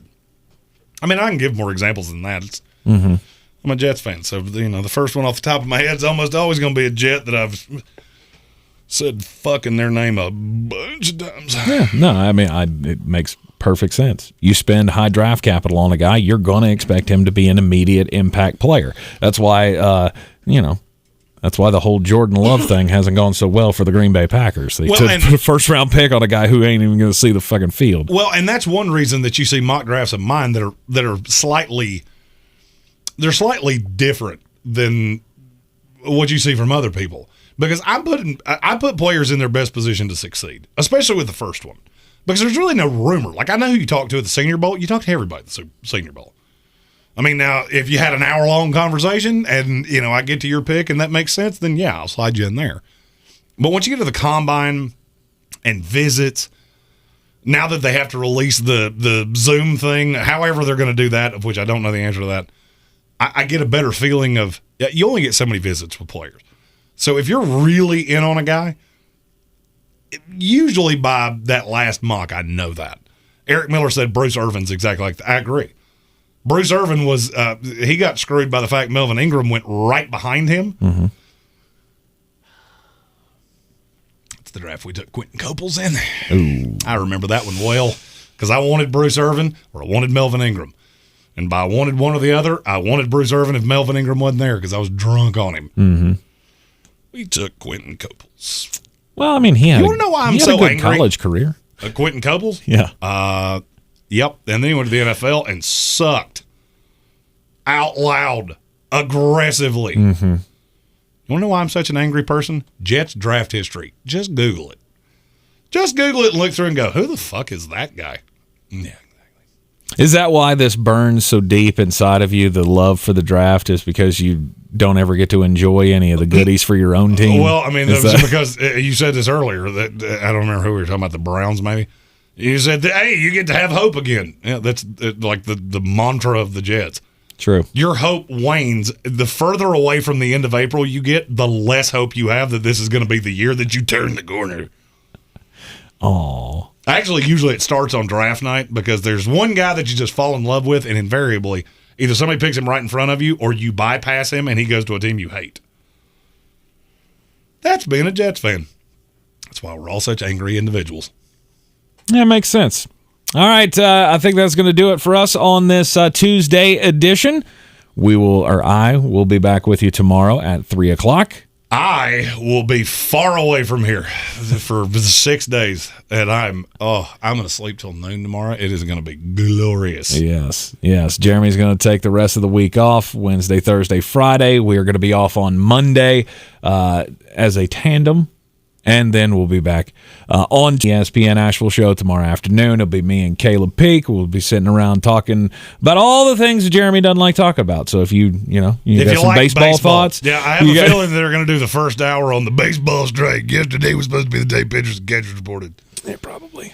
Yeah, I'm well aware. Yeah. As a matter of fact, I actually told Caleb to do that. Like, there's people that like baseball. You two should have fun with that. Yeah. Because I will be far away. Yeah. So we're gonna have all of that for you coming up for the rest of the week. We do still have the surprise for you on Friday. And I will be back for that. Yes. I'm not cutting my vacation short. I'm making an appearance to do that, and I'm very excited about it. Yes, indeed. But anyway, we will be back with you tomorrow on ESPN Asheville at 3 o'clock. We will have the stream up here. Don't think that we're going to be doing happy hours for the rest of the week. It just depends on how the technology treats us and whether or not we can get graphics up and all that kind of stuff. But yeah, because here's the thing. We're going to do it. My phone, it ain't going to be on. Nah. You'll have to call Amy if you set something on fire, because that's the only. Or send a pigeon and hope to God it doesn't scare me. Nah, I'll just use the fire hydrant or the fire extinguisher and leave the burnt part in your seat. Let me make this real clear. If you get anywhere near my computer with anything liquid, I will find out and I will kill you.